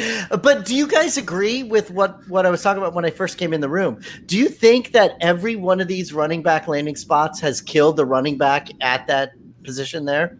I don't think so. In the Clyde Edwards-Helaire realm, I think that he's going to be more of a role player. Certainly at first, I don't think he's going to be the lead dog, and I don't agree with people that say, "Oh, he's definitely running back one because he went to Kansas City." I mean, I think he's in the debate. I think he's up there at the. Don't tell people that. Let them think that. Let them take him in front of us in every one of our drafts. Let everybody think he should be taken first. No, it's great. Yeah. But do you, what about AJ Dillon? Like they're saying, Aaron Jones. Do you care about that? Aaron Jones is a good running back. Yeah. He's going to still get work. Is it going to affect his workload? I would think so. I don't know to what degree, but I'm not going to just give up on Aaron Jones because AJ Dillon is there. I mentioned that Dillon could be a closer towards the end of a game. To jump in on this, I see AJ Dillon playing the role of LeGarrette Blount. Okay, he's going goal to line kind of stuff and all the goal line. He's going to get that could hurt Jones. That's going to hurt Jones there. Jones is still going to get his touches. Jones's touches probably won't get affected that much. Between the 20s, he'll be the man. It's at 5 yards and in where you're looking at Dillon possibly getting 10, 11 touchdowns a year, which is going to that's where it's going to affect Jones. Are we just getting away from teams? It seems like we have fewer and fewer teams every year that really have a bell cow back. Not to say that there aren't running backs that you can depend on, like CMC, Kamara. There are guys that do enough in fantasy, score enough points through the air and on the ground to be that on our fantasy teams. But do NFL teams really just use one running back anymore? More and more often, even the Browns, as soon as Kareem Hunt was there, trade alert. A real You saw a real time. I had to make you guys feel at home. Chubb and Hunt. Sorry, Jeremy. I had to make you guys feel at home with somebody interrupting with a trade alert. Now I want to punch your face. Yeah, I was going to say, Jeremy and I are used to this, so go ahead. The Vegas Raiders have traded their pick to the New England Patriots. Oh, wow. Okay. Yes, the Patriots are now. Right. So let's see what they do with that. Speaking of what you were saying, Jeremy, not only that not having the bell cow, but they're also giving guys away, like what Gurley was supposed to be the guy. And then he gets shipped out to Atlanta. Melvin gets shipped out to another team. They're really, I think, other than CMC, I don't even know that you could really trust even Kamara to be the only guy. There's not any real teams anymore where you've got that one guy that's going to be the guy. Zeke is affected now with the passing game and what's going on there. I mean, you have a couple of guys you could depend on. CMC because he's virtually a wide receiver too, even if he's not carrying the ball. But there are just few and far between running backs that you can count on to be that belt. So what we used to say was a bell cow. Right. It doesn't happen anymore. Yeah. The one that was funny, I think are a little smarter because they aren't beating these guys into the ground constantly. Yeah, but- one of the last, splitting it up. than the last. And there's a guy. Oh, that's pretty cool. Everything keeps popping up. What's that I down know. there? I really enjoy that. Yeah, it's cute. I get to play in the background here and play around with some toys here. These are comments from various platforms that we're on right now. Oh, so wait, are we live somewhere? We are live. We're live everywhere, man. We're live everywhere. I'm sorry, it's so dark. I didn't realize. Periscope, yeah. So, on Periscope too. The one that I thought was really funny was Rojo. Like about an hour ago, everybody was like, "Hey, Rojo's safe. He's a little early to say that." Yeah, exactly." And then all of a sudden, when Keyshawn Vaughn gets drafted, everybody's like, "Oh, so much for Rojo!" Like everybody just drops these guys like nothing. And what? I was just gonna say, can I give you my favorite stat about the Rojo Keyshawn Vaughn? Yeah, Absolutely.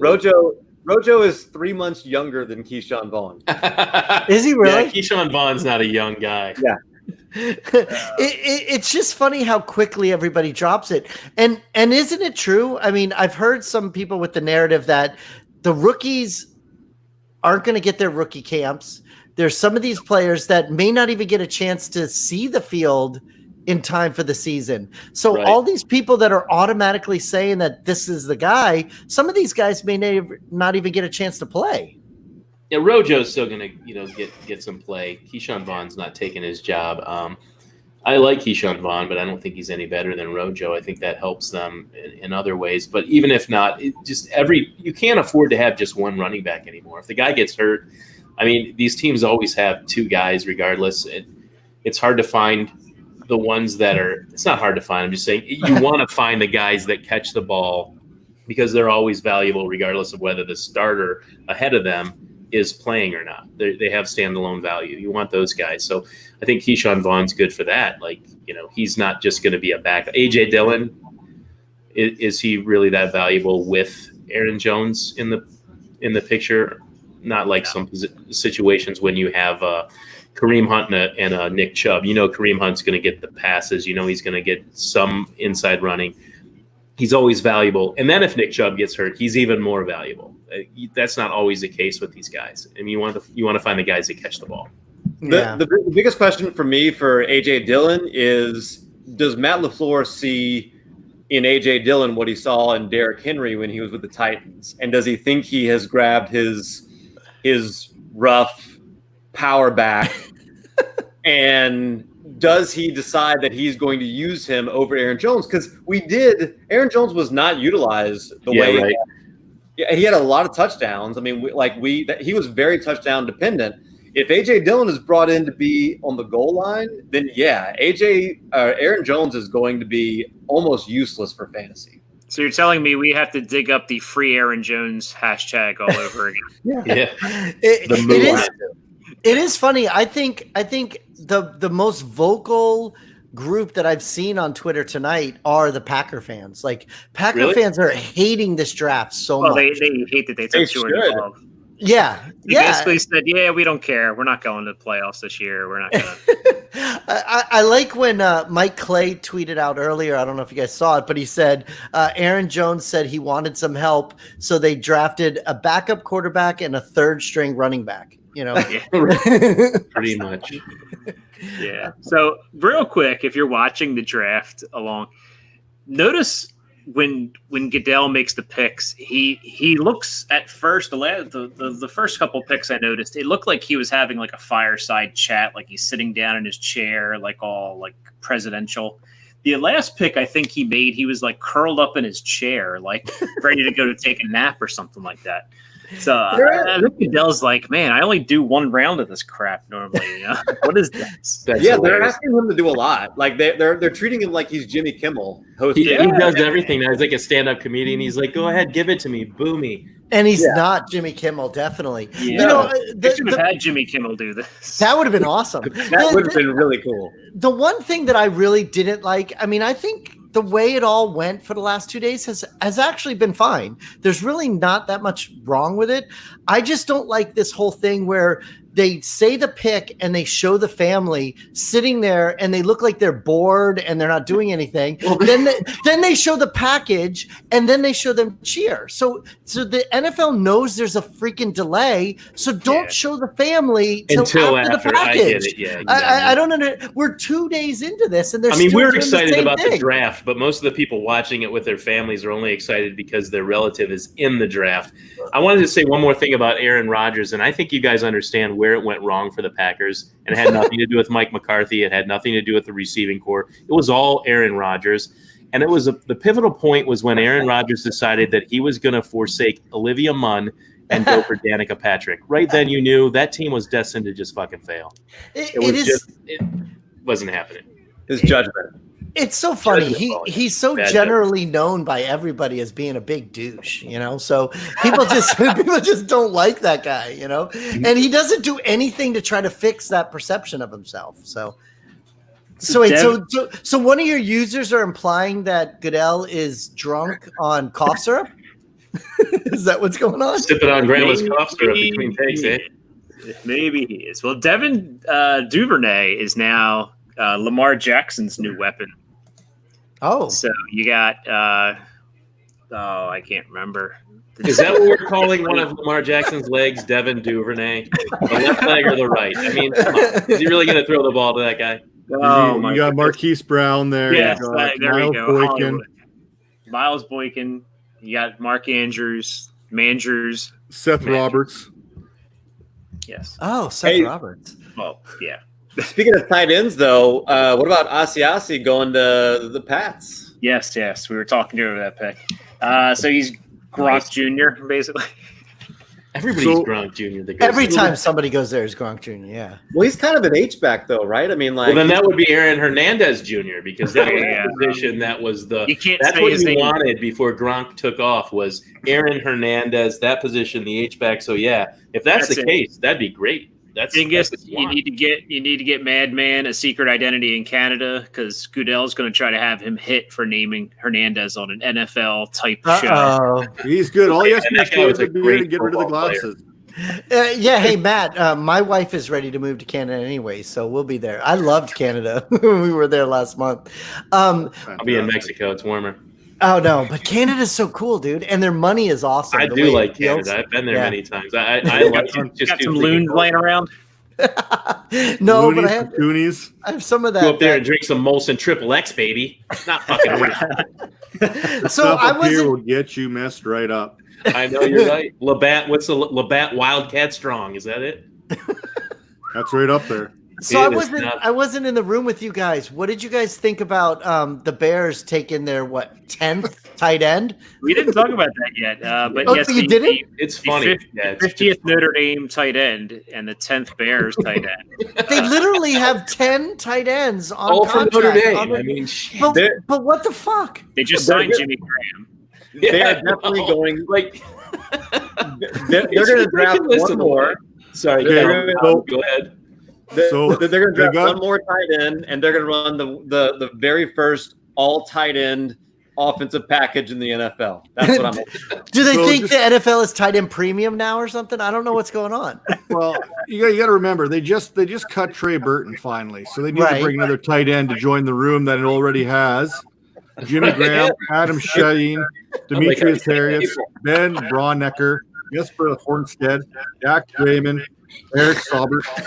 You know, it's funny. Braunecker and Shaheen were talked about as the next coming. Like they were going to be good. No, and all three of these guys, the big name guys, are nothing.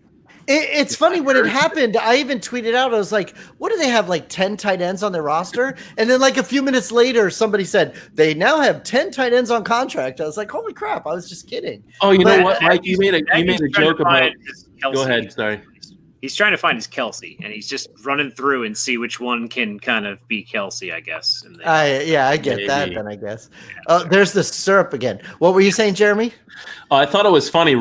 Yesterday, you said, payback the Eagles and the Cowboys for Goddard when the Cowboys drafted the wide receiver, and then I saw a big talking head tweet that like earlier today, and I was like, man, they stole your tweet, bro.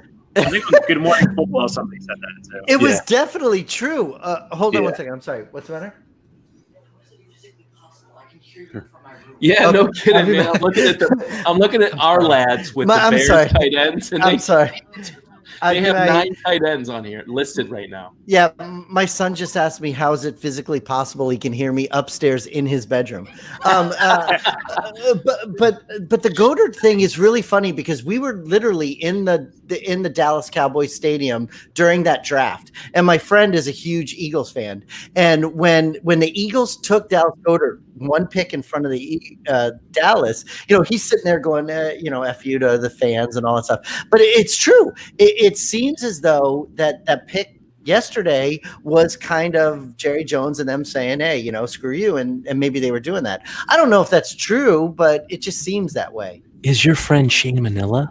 No, it wasn't Shane. It was my friend Lee. But no, I know. By the way, Blitz, while we have you here, I have something I think you might be interested in.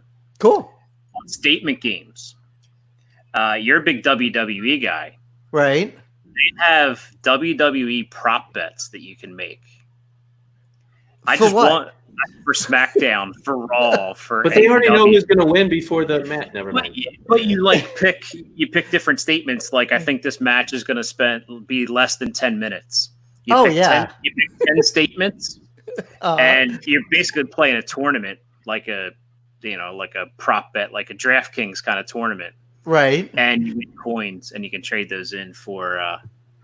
So where are you gift talking card about? I don't know what you're talking about. Where is this? StatementGames.com are sponsors this. Oh, there you go. Yes. Yeah, So- yeah. Well played, sir. Well played. It's funny because Jeremy makes a comment about it being fake. Sure, it's not fake what they do. It's scripted. It's watching. It's real to me. It's real to me. Well, no, it's watching. It's It was watching. real to my great grandma too. But it's watching a play or a musical or a TV show. It's scripted, but what they're doing is real. But what you're saying is you're saying that people can bet on the outcome. Yes, Because it's not necessarily who wins and loses. A lot of it is there going to be a promo to start the show? Right. Is The fun prop It's bets, all the prop things that bets. happen. Yeah. You basically list them in order 10-1. Uh-huh. And it's like a confidence pool. My you get son, right, you get 10 points and stuff. It's pretty cool. my son who just left the room, he's been watching since he's like 4. He could definitely do all that stuff. He'll watch it and he'll say, "Oh, this is going to happen," and then they'll all happen. What he says, So I'll tell him to check it out then. Have him do that for you. But how many LSU players have Good been God, drafted? Like 15, I think we're up to. Is it really? Five, many? we had 5 day one, and I'm pretty sure we've named quite a few since. Wow. So we had 5 day one, and then I know my Browns liked a player well enough to draft him. So I saw. they went for I the saw- SEC all the way. Bama and LSU. that was 8. Is that So what it there- is? 4 today. 4 have gone. There is Derrick Henry's replacement, Darrington Evans from Appalachian State. Dude, I love Darrington Ooh. Evans. That's actually a good spot. So he's like the new Deion Lewis. Yeah. That's a great I mean, fit. Yeah, I agree. But what's funny is you guys are saying it's great fit, but when you said Derrick Henry's replacement, are you implying the same way that other people are saying that No, he's out the door now, or is he? You're not implying- replacing Derrick Henry, man. I'm implying that Derrick Henry gets like 500 carries a year, and he's gonna die soon. Maybe not this year. What's the Allegedly. contract he signed? he'll die a football death. Yeah, I was gonna Not say a real fantasy death. Glorious Yeah. football death. I haven't liked him and it might just be my hate for Derrick Henry coming through, and me liking to poke Hollywood about his love of His Derrick love Henry. for the Titans. He always slips in every podcast. Anytime you talk to him, he slips in the Titans. It's like, man, you don't like the Titans, do you? That's why every show, Madman, I have made it a point to bring up his Lord and Savior Ryan Tannehill. Ah, He hates that's that. funny. He hates Tannehill. That's Hates funny. Tannehill. So every show, and I didn't even have to do it one time. I think it was Bob Lung we had on.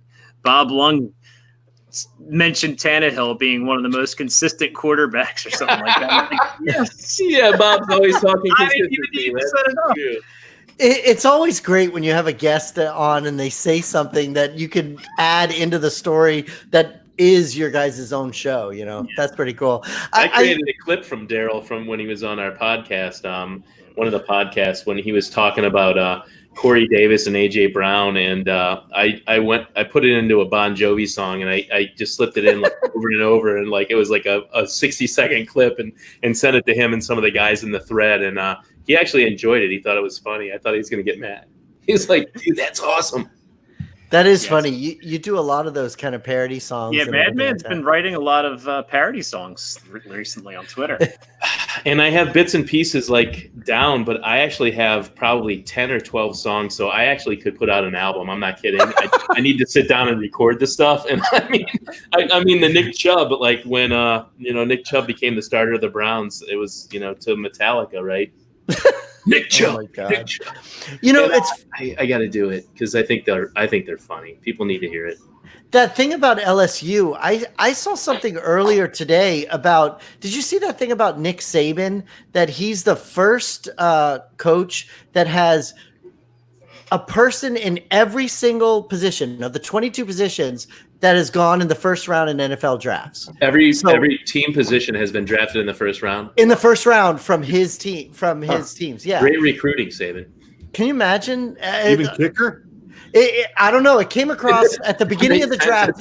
At the beginning of the draft today, it said he's the only coach that has had all 22 positions, every single position. He's had somebody drafted in the first round. But you're right. How could that possibly be kicker? Kickers are deep. Right, but that was the stat that NFL Network had this evening before the draft started.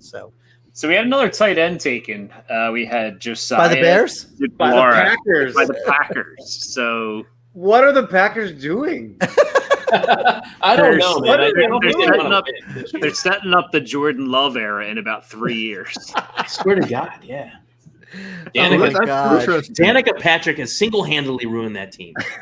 But I mean, some of the top, supposed top rated Harrison Bryant, Hunter Bryant.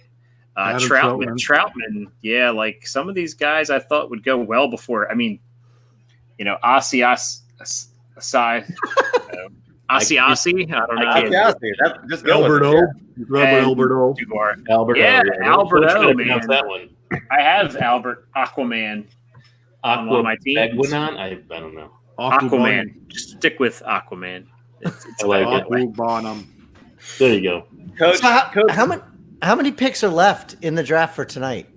We got about 15, I think, left. Not even. No, we got like 12. We go up to 106. So yeah, we got. Oh, is that 12. What it is? 106. Let's just stay on here until the draft is over. Like completely over till tomorrow? Yeah. We're supposed to do a show with Shane when this is all over tomorrow. We're going to stay on till tomorrow and then do a show with Shane.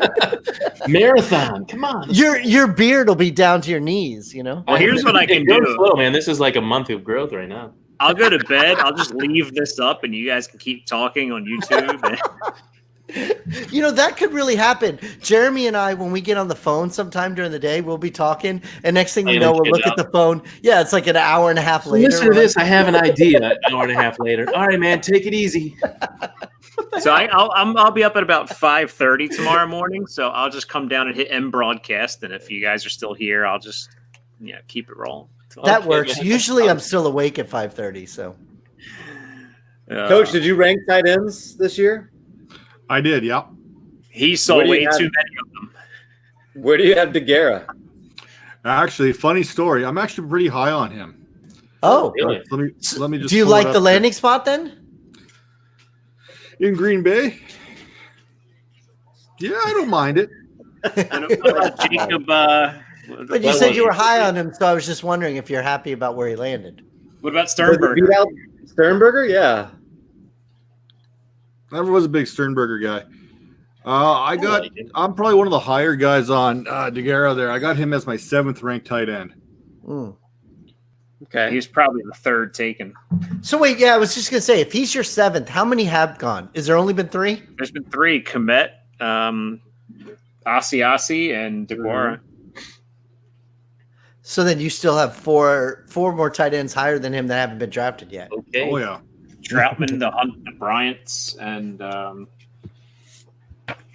Who else? Yeah, that's kind of weird that the 4 highest ranked guys we have, or 4 of the higher ranked guys, are still available. Well, and Albert Aquaman, yeah. third round, I guess I could see that. McTelvin Agam. That's a good name. It really is. That's a good name there. He's a good player. Perfect. Yeah. Kansas City is on the clock. I'm surprised that Curtis Weaver has not gone yet. Yeah, I was going to say, all-time he's leading the highest. track master in the Mountain West Conference has not gone. Every year I print out Thor's 500, his scouting of his big board of 500 players, and follow along. Mm-hmm. So Curtis Weaver is the highest here. Jordan Elliott would be the next highest. He's gone. Yeah, I didn't get a chance to cross him off. Too much talking going on. Too much things. Too much of that. Too much going on. Akeem Davis Gaither. He could have been a first-round pick in some people's eyes. Could have been a contender. Cameron Danzler went a couple picks ago.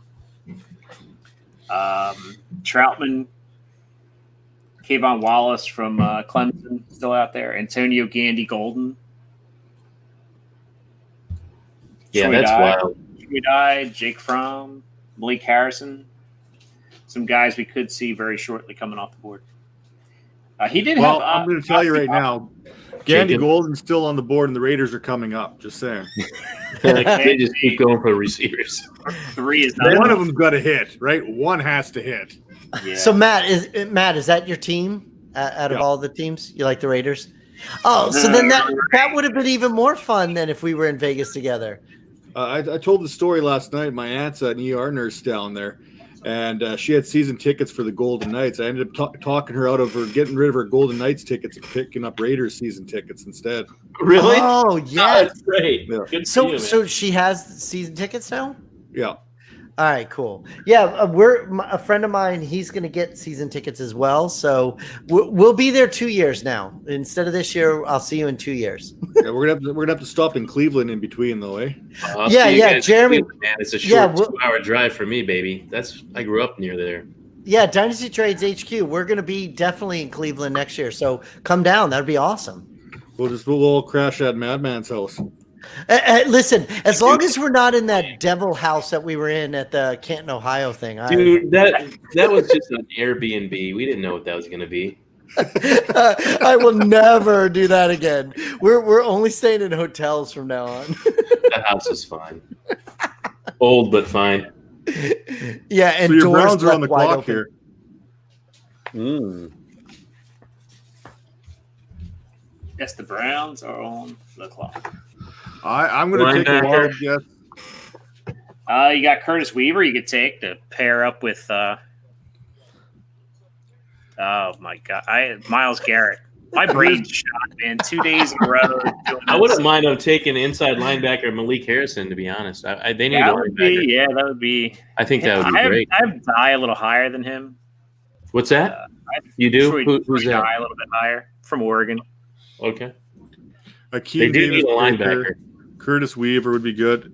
Going to the offensive line, Prince Tego Wanagago or whatever his name is from Auburn. He'd be a decent selection. Let's see. But Those are players in need. Beef up the offensive tight end, line. like Troutman. They could try to compete with the Bears for tight ends. They better not. I like to They hear need it, Jeremy. Oh, good God, no, please. Yeah, they need some things, and that tight end's not one. Well, you missed me flipping out when the Seahawks took like the 20th ranked linebacker On your board. in the first round with Patrick Queen sitting right there on a silver platter. Oh, Is it? yeah. It might just be me, but I swear to God, Pete Carroll. You could tell me he's 95 years old and he's still going to look like a 45-year-old guy. I mean, he's all affable and is chewing gum and he's all excited and he never looks as old as he really is. Yeah, I agree with you. You got a linebacker. You got a linebacker from LSU. So there's another LSU pick. They So there you love go. the SEC now. Phillips. Unfortunately, he's not a very good linebacker. Nice. Yeah. Who did they take? Why the hell did they take him? Jacob Phillips. Is that number 9? Number 6.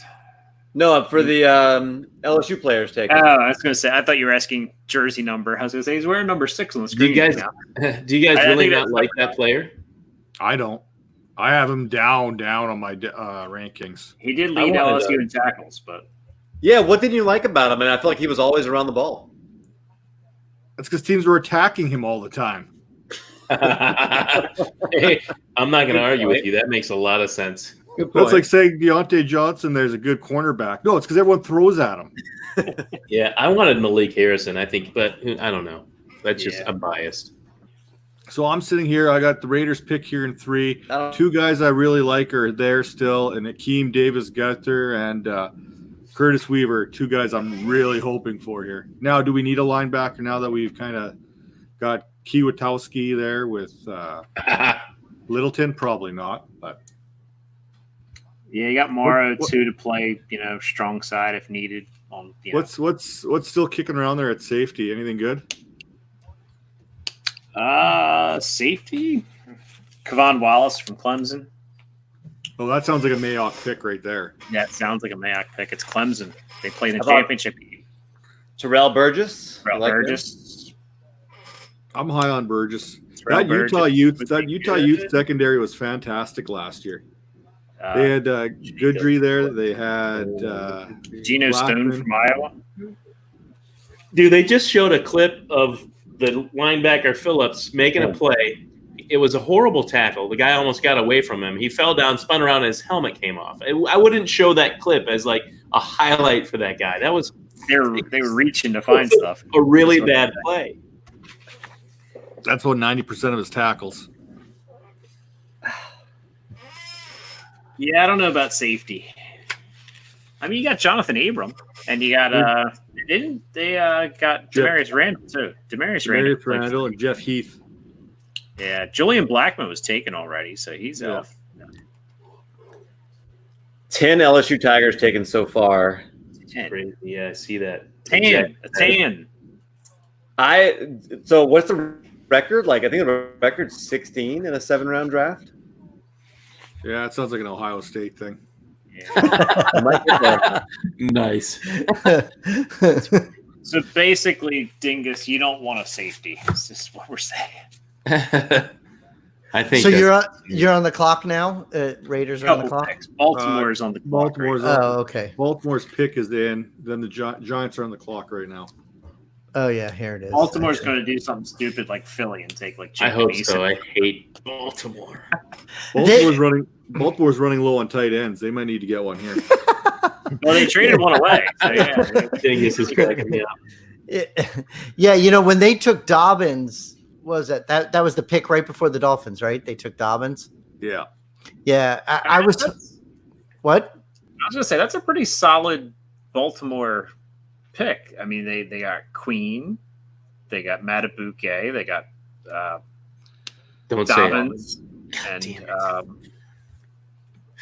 they just took them off the screen. Duvernay. So I mean, they've done pretty well. Yeah, they do well. I don't hate any NFL teams. I hate that one. The rest of them, I don't. You're going to hate them now. Don't hate. Wow. You are going to hate them now because they just took Malik Harrison. I mean, I'm not surprised. They always take the Buckeyes. I mean, the Browns never take the Buckeye players. Cincinnati does, Pittsburgh does, the Ravens do, and then they beat us with the players that I love, which is why I became a fantasy football fan and less of a Cleveland Browns fan. And that's I'm not stupid.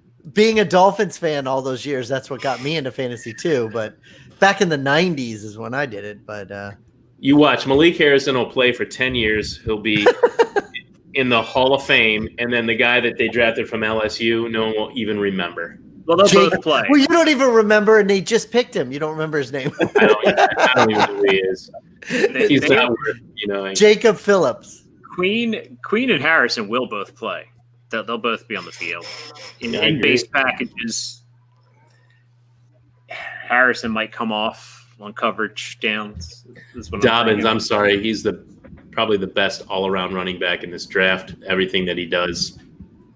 He's better at catching the ball than Jonathan Taylor, better inside than some of the running backs like even Cam Akers, but definitely better than Swift. And I mean, just he might not be the best at any one thing, but he's the best at he's better than everybody else at all those things when you put him in one package, and that to me So makes John- him the number one running back. And he was taken one pick before the Dolphins were taken in that round, and there I was bet they would have taken him. and that's what Twitter was saying too at the time. They were like, "Oh, here goes Dobbins to the Dolphins," blah blah blah, and then the Ravens screwed him.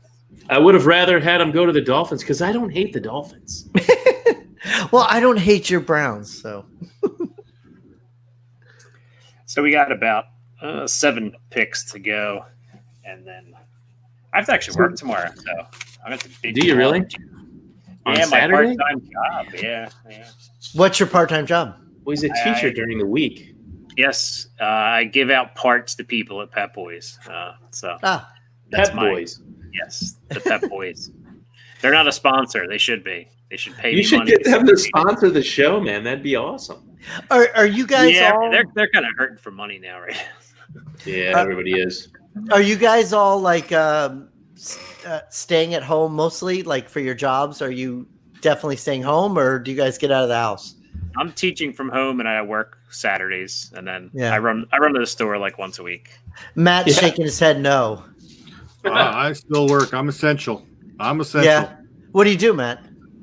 I oversee a major recreation facility. So That's cool. we've got a hockey rink in there. So we've got ammonia. Did you say hockey? Yeah. Hey, don't make fun of his Canada accent. I'm not. I love hockey. Did you say hockey? My kid's playing hockey. Well, if they ever have it again. Yeah, go ahead, man. I didn't mean to cut you off, Dingus. No, that's all right. Yeah. Yeah. No, so I have to be there. I got to check the building, asset management type stuff. So Yeah. How Right. often? I have buildings down in Miami, so I'm out of the house every 2 to 3 days. I have to go down there and check it. Plus, I have like family members that can't leave the house, so I have to get them groceries and stuff like that. But my son and my wife, they haven't left the house in over a month, so that's pretty good. As long as they're safe. Yeah, we Remember haven't- Andrew Castles, Dingus? You know Andrew Castles, the hockey player, pro hockey player. He's the guy that helped my son learn how to fit his helmet on his head and use it and stuff like that. And he's doing the videos for my son to learn how to play hockey. He's 9, just turned 9. He was going to be 8 when they did the hockey thing, but it's been postponed. But Andrew Castles is doing videos to show him how to do certain things. There's been 3 videos so far, like basic hockey stuff. It's Andrew Castles, the pro hockey player. It's pretty cool. That is pretty cool. Here's the Las Vegas Raiders selection. Who'd they take? Here we go. So they took a safety from Clemson, Oh, Okay. but it's Tanner Muse.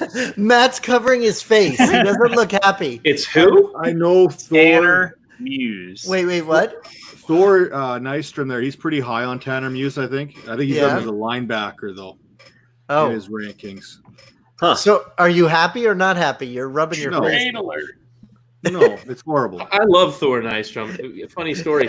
At the HQ, we tried to have him on the show, and he's like, "Yeah, man, totally." And the day came, and I was like, "Hey, I just wanted to see if you're still coming on the show tonight." He's like, "Oh my god, I just got a tweet or a text from my sister. I totally forgot about her bachelor party tonight.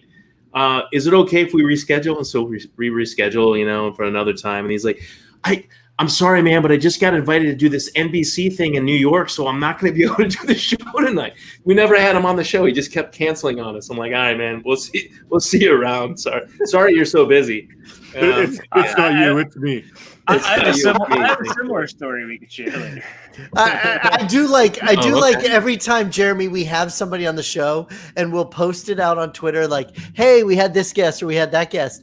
And then Matt, like more times than not, will retweet it and then he'll put like some kind of like gif of like a lonely person standing off to the side or somebody that wasn't invited. Yeah, we have to invite Matt more. And I'm telling you, Matt, I feel bad every single time you post something like that. It's hilarious. You do that Simpsons one where the kid's looking out the window watching the people play. I love that one. Dingus, don't feel bad. One half of IDP Nation has been on the HQ, and it's not somebody that's here right now. So, Oh, it's not the smarter one. I don't know. See, and then I always have that excuse, but I try not to use it. But Jeremy books the guests, not us. So. Oh, okay. I just figured, hey, if we were going to try to find someone to replace Shane one week, who better than Daryl Winstead? I don't want to do that to you, Dan. I don't want to do that to you. It's All funny right. because you guys had Mike Clay on, and I was like, Yeah. how in the hell did you get Mike Clay on? Well, we were with Fast. Mike. We were with Mike last year at the Canton, Ohio convention. He was a great guy, and we talked. Really to him, we hung down to out with earth him. guy. Loves talking fantasy Yeah. football. You wouldn't have known that he was Mike Clay. He was just hanging with a bunch of people talking about football if you didn't recognize him. Super down to earth guy, great guy. Just asked, was able to ask him, and he said, yeah, I'd love to. And so we worked it out around his schedule to come on. Unfortunately, he couldn't use his ESPN connection, No. dedicated line. He had to use his personal computer, and the connection was just not ideal. A lot of audio problems with it, but he's not used to using it. He's used to having that pro setup. Like it's ESPN only property. Yeah. In Right. like the 10-15 minutes that the audience heard of that show, there was a good half an hour more of talking. That it just didn't work. The audio was all messed up. So, but he's so cool, and he's not he doesn't behave like he's Mike Clay from ESPN at all, and he loves Dynasty, which is what he really enjoyed talking to us about Dynasty. So we need to get him. You can hear him get excited about it because that's what he wants to do. We need to get him on because he seems like the only person at ESPN that knows what IDP is. I swear. And Not isn't that surprised. awesome? He seems like the only one that has a clue what IDP is. Look, in the three of us on our show, me, Shane, and Jeremy, Shane will just completely refuse to do it. He hates IDP, whatever. Jeremy, you know why it's hard? Exactly. Jeremy will do it, but he won't tell you that he loves it, but he'll do it though. Jeremy secretly hires a defensive coordinator. I hired Dan to be my defensive coordinator on my two better teams, and then For me- in a few places I run solo and I don't make the title games. I just don't understand. I don't understand how anybody, like when you watch football, you're looking at one side of the screen. And then the moment you play IDP, you're looking at the entire fucking screen. You're missing an entire half of a football game by not doing it, But like Jeremy says, it's either too difficult or people just don't want to take the time to learn. I mean, it's honestly hard too because you can watch players, and even in college, because I do Devy, so I'm used to watching players before they get to the pros and be like, this guy is a really good player, and then he makes it to the pros, and I can't tell you whether he's better or worse than another good player. I can do that with offensive players. I just know that he's a great safety, and I can't do the same kind of differentiation that I do on offense. There's another way of looking at it, and so I don't think I'll ever be like elite at IDP, and I think I can be at certain other things, or at least consistently win. Yeah, defense has a wrinkle to it that I just can't pin down. See, personally, you and I have spoke about this plenty of times over the last couple of years, but it is true. The other problem with IDP is everybody's different. Every league is different. The scoring thing is different. So there's not this one easy way to look at it. So it's hard to get a rankings. It's hard. So you have to just do it yourself, And for me personally, your own rankings. I agree. Yeah, and for me personally, it's so much more fun. I love to know what DE I love, what linebacker I love to watch, all that kind of stuff. But I understand why some people don't like it. But it's just funny. Between the three of us, we have Shane, who's no way, me, who's definitely, and then you, who you're okay right there in the middle. So the three of us work it all out that way.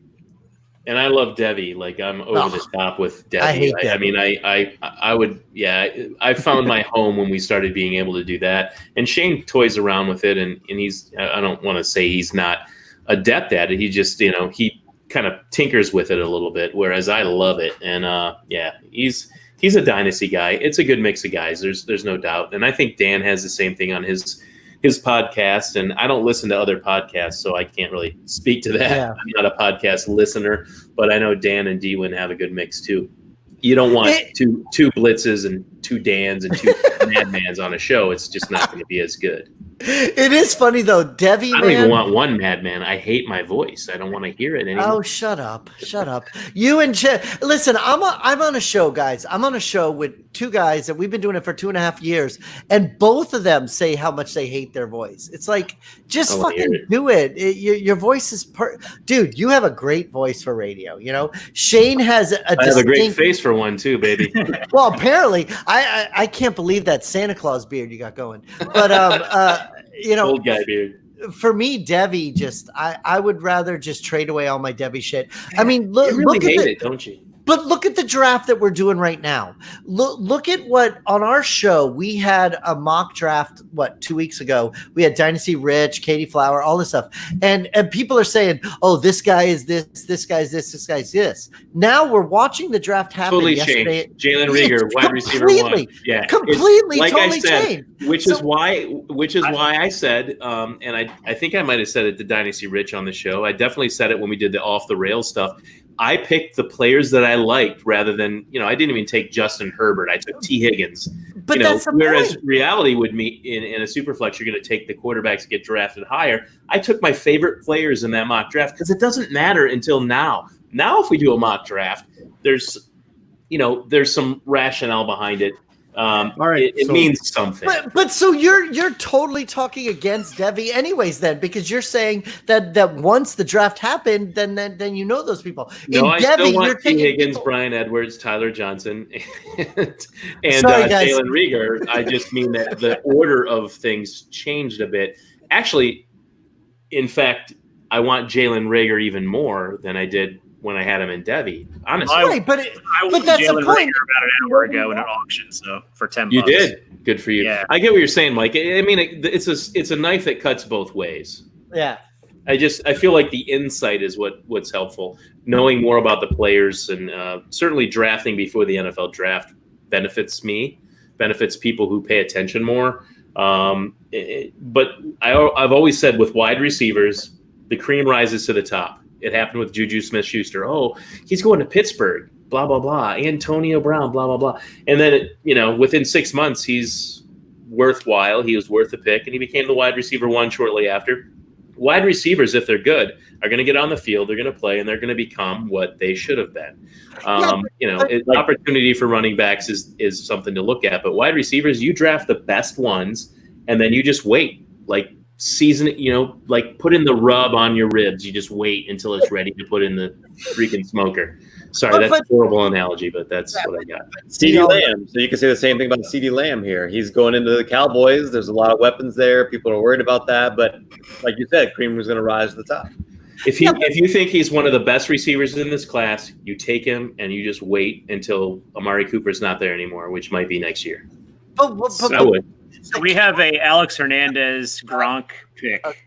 We have Dalton Keene for Virginia Tech is going to the Patriots as well. So, but you know what that? Hey, I was outsmarting everybody. I believe I was listening to the HQ. I think you had John Lobb on a few weeks ago talking about how the Patriots. No, we didn't have John Lobb. I love him, but we never had him on. We had Rookie Fever. Patriots guy. No, who was the Patriots guy we had on? Schofield. Yeah, Schofield. It was him then. He was talking about how the Patriots are going to run the ball a lot, and this kind of signals that could be the case, that ground and pound. Yeah, I mean, Belichick's able to flip-flop like that and do those things. So, sure, they have running backs already. But so who cares who the quarterback is? They're going to hand it off to Matt, he's not going to tank. That guy does not tank. Belichick doesn't tank. But, Matt, with your tight end rankings, where did you have Keene on your rankings? Oh, God. He was down there. He was down there. So you're still, your four higher guys still have not been taken then. Yeah. That is crazy. I mean, seriously, what the hell?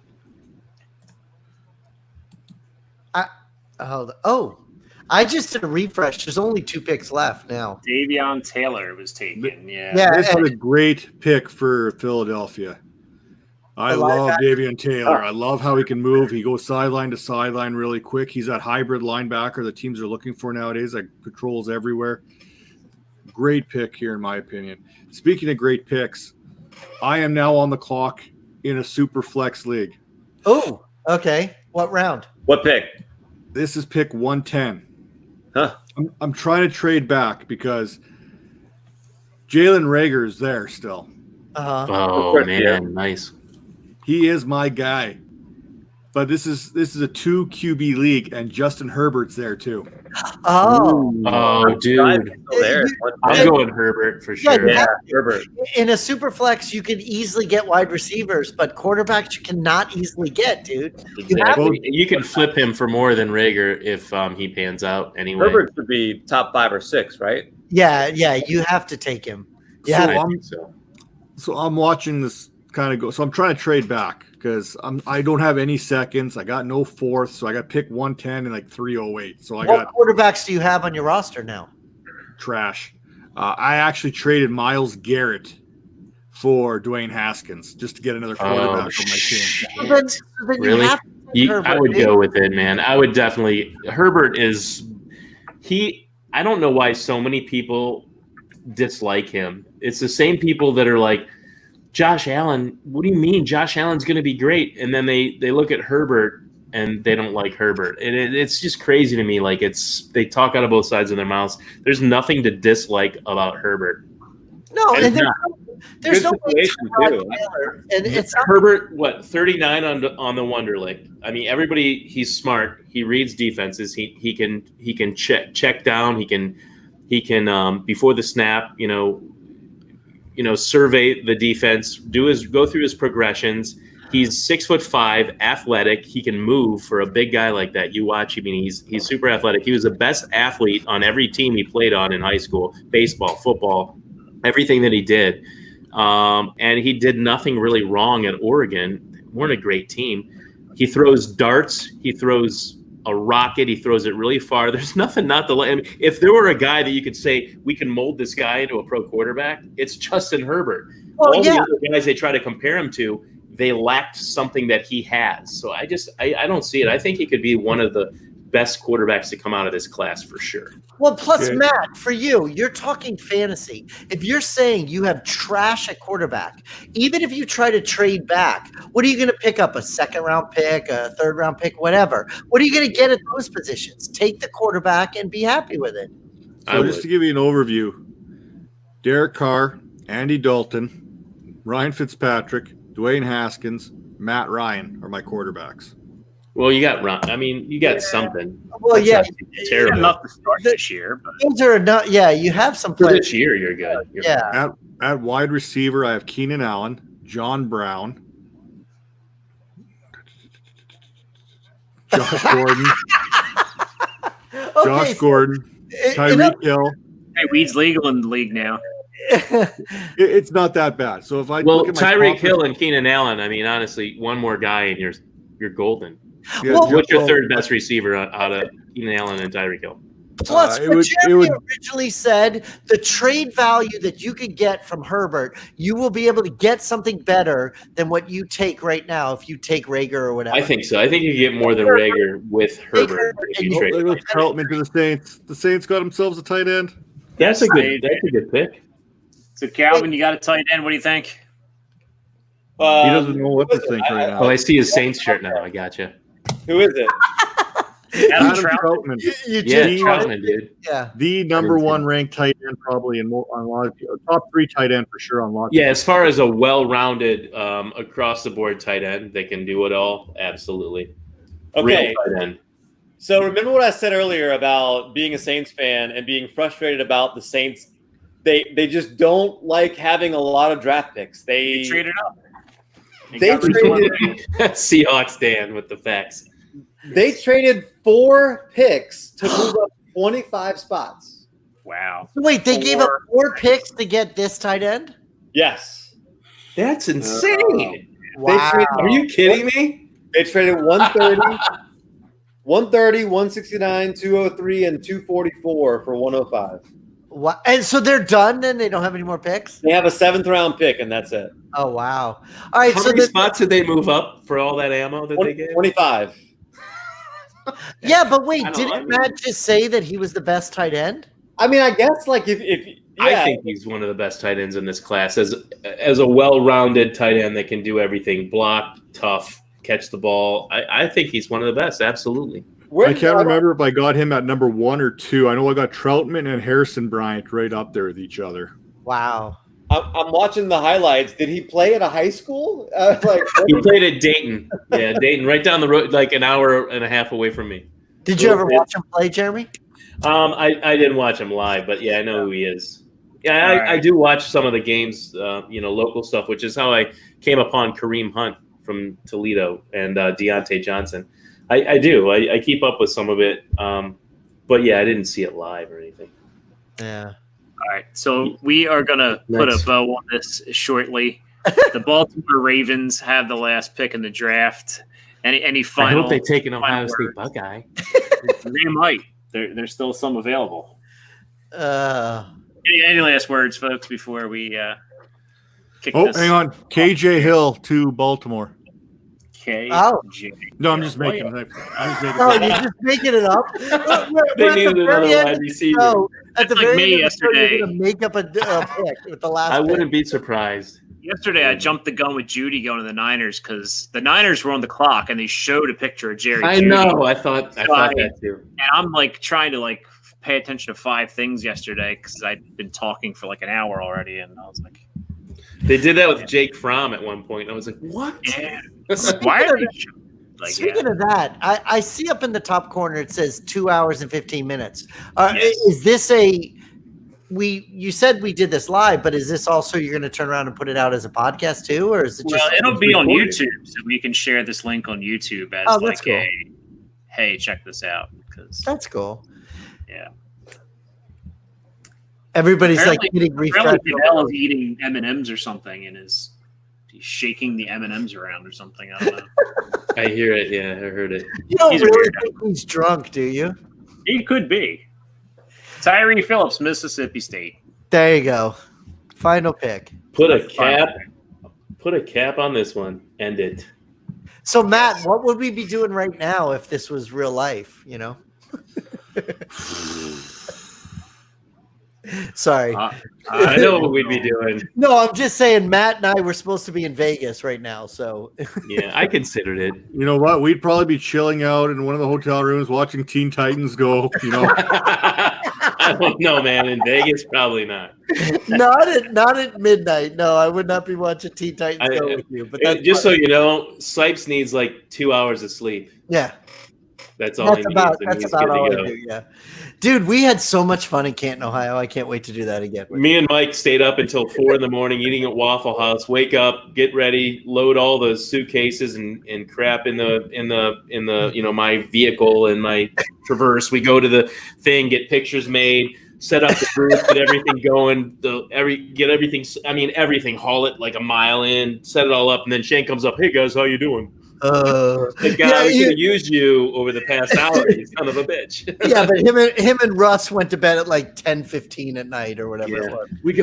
We're tired. We're not going to go out with you guys. We'll see you tomorrow. All right, whatever. But thank you so much for having us. It was fun. Yeah, It was man. a great time. Time hanging out. Off the rails tomorrow night, tomorrow afternoon during the draft, because tomorrow night the HQ is recording, but tomorrow afternoon we might do something on off the rails. Dan, Blitz, you guys, if you want to hop on, I'll let you guys know. We can get a bunch of guys in the StreamYard and just it's going to be capping off the first 2 days of the draft kind of talk. So Cool. I'll hit you up and we'll have some more fun. All right. Did you invite? Everybody that's on here right now. No, you didn't say Matt's name. I did too. I was waiting for him to you look didn't. up, and he You didn't. put his name. He's going to put that South Park little image up on Twitter right now. Yeah, so I'll hit you guys up on Twitter tomorrow. You we'll have did some not fun. say Matt, Jeremy. I said everybody who's here right now, and he's right there in the middle on my screen. Oh my God. Hollywood Squares. Sorry, man. Yeah, this was fun. Thanks for having me on, guys. Appreciate it. Well, thanks for Seahawks coming, fan. man. Yep. Yes. Thanks, man. So Thanks. check out the HQ, check out Dynasty Vipers, and I think it's time to just say good night now. Good night, everybody. Mel, get the hell out of here. We go. Bye, guys. Thanks for having us. Go Take Hawks. care. See ya. That's so funny.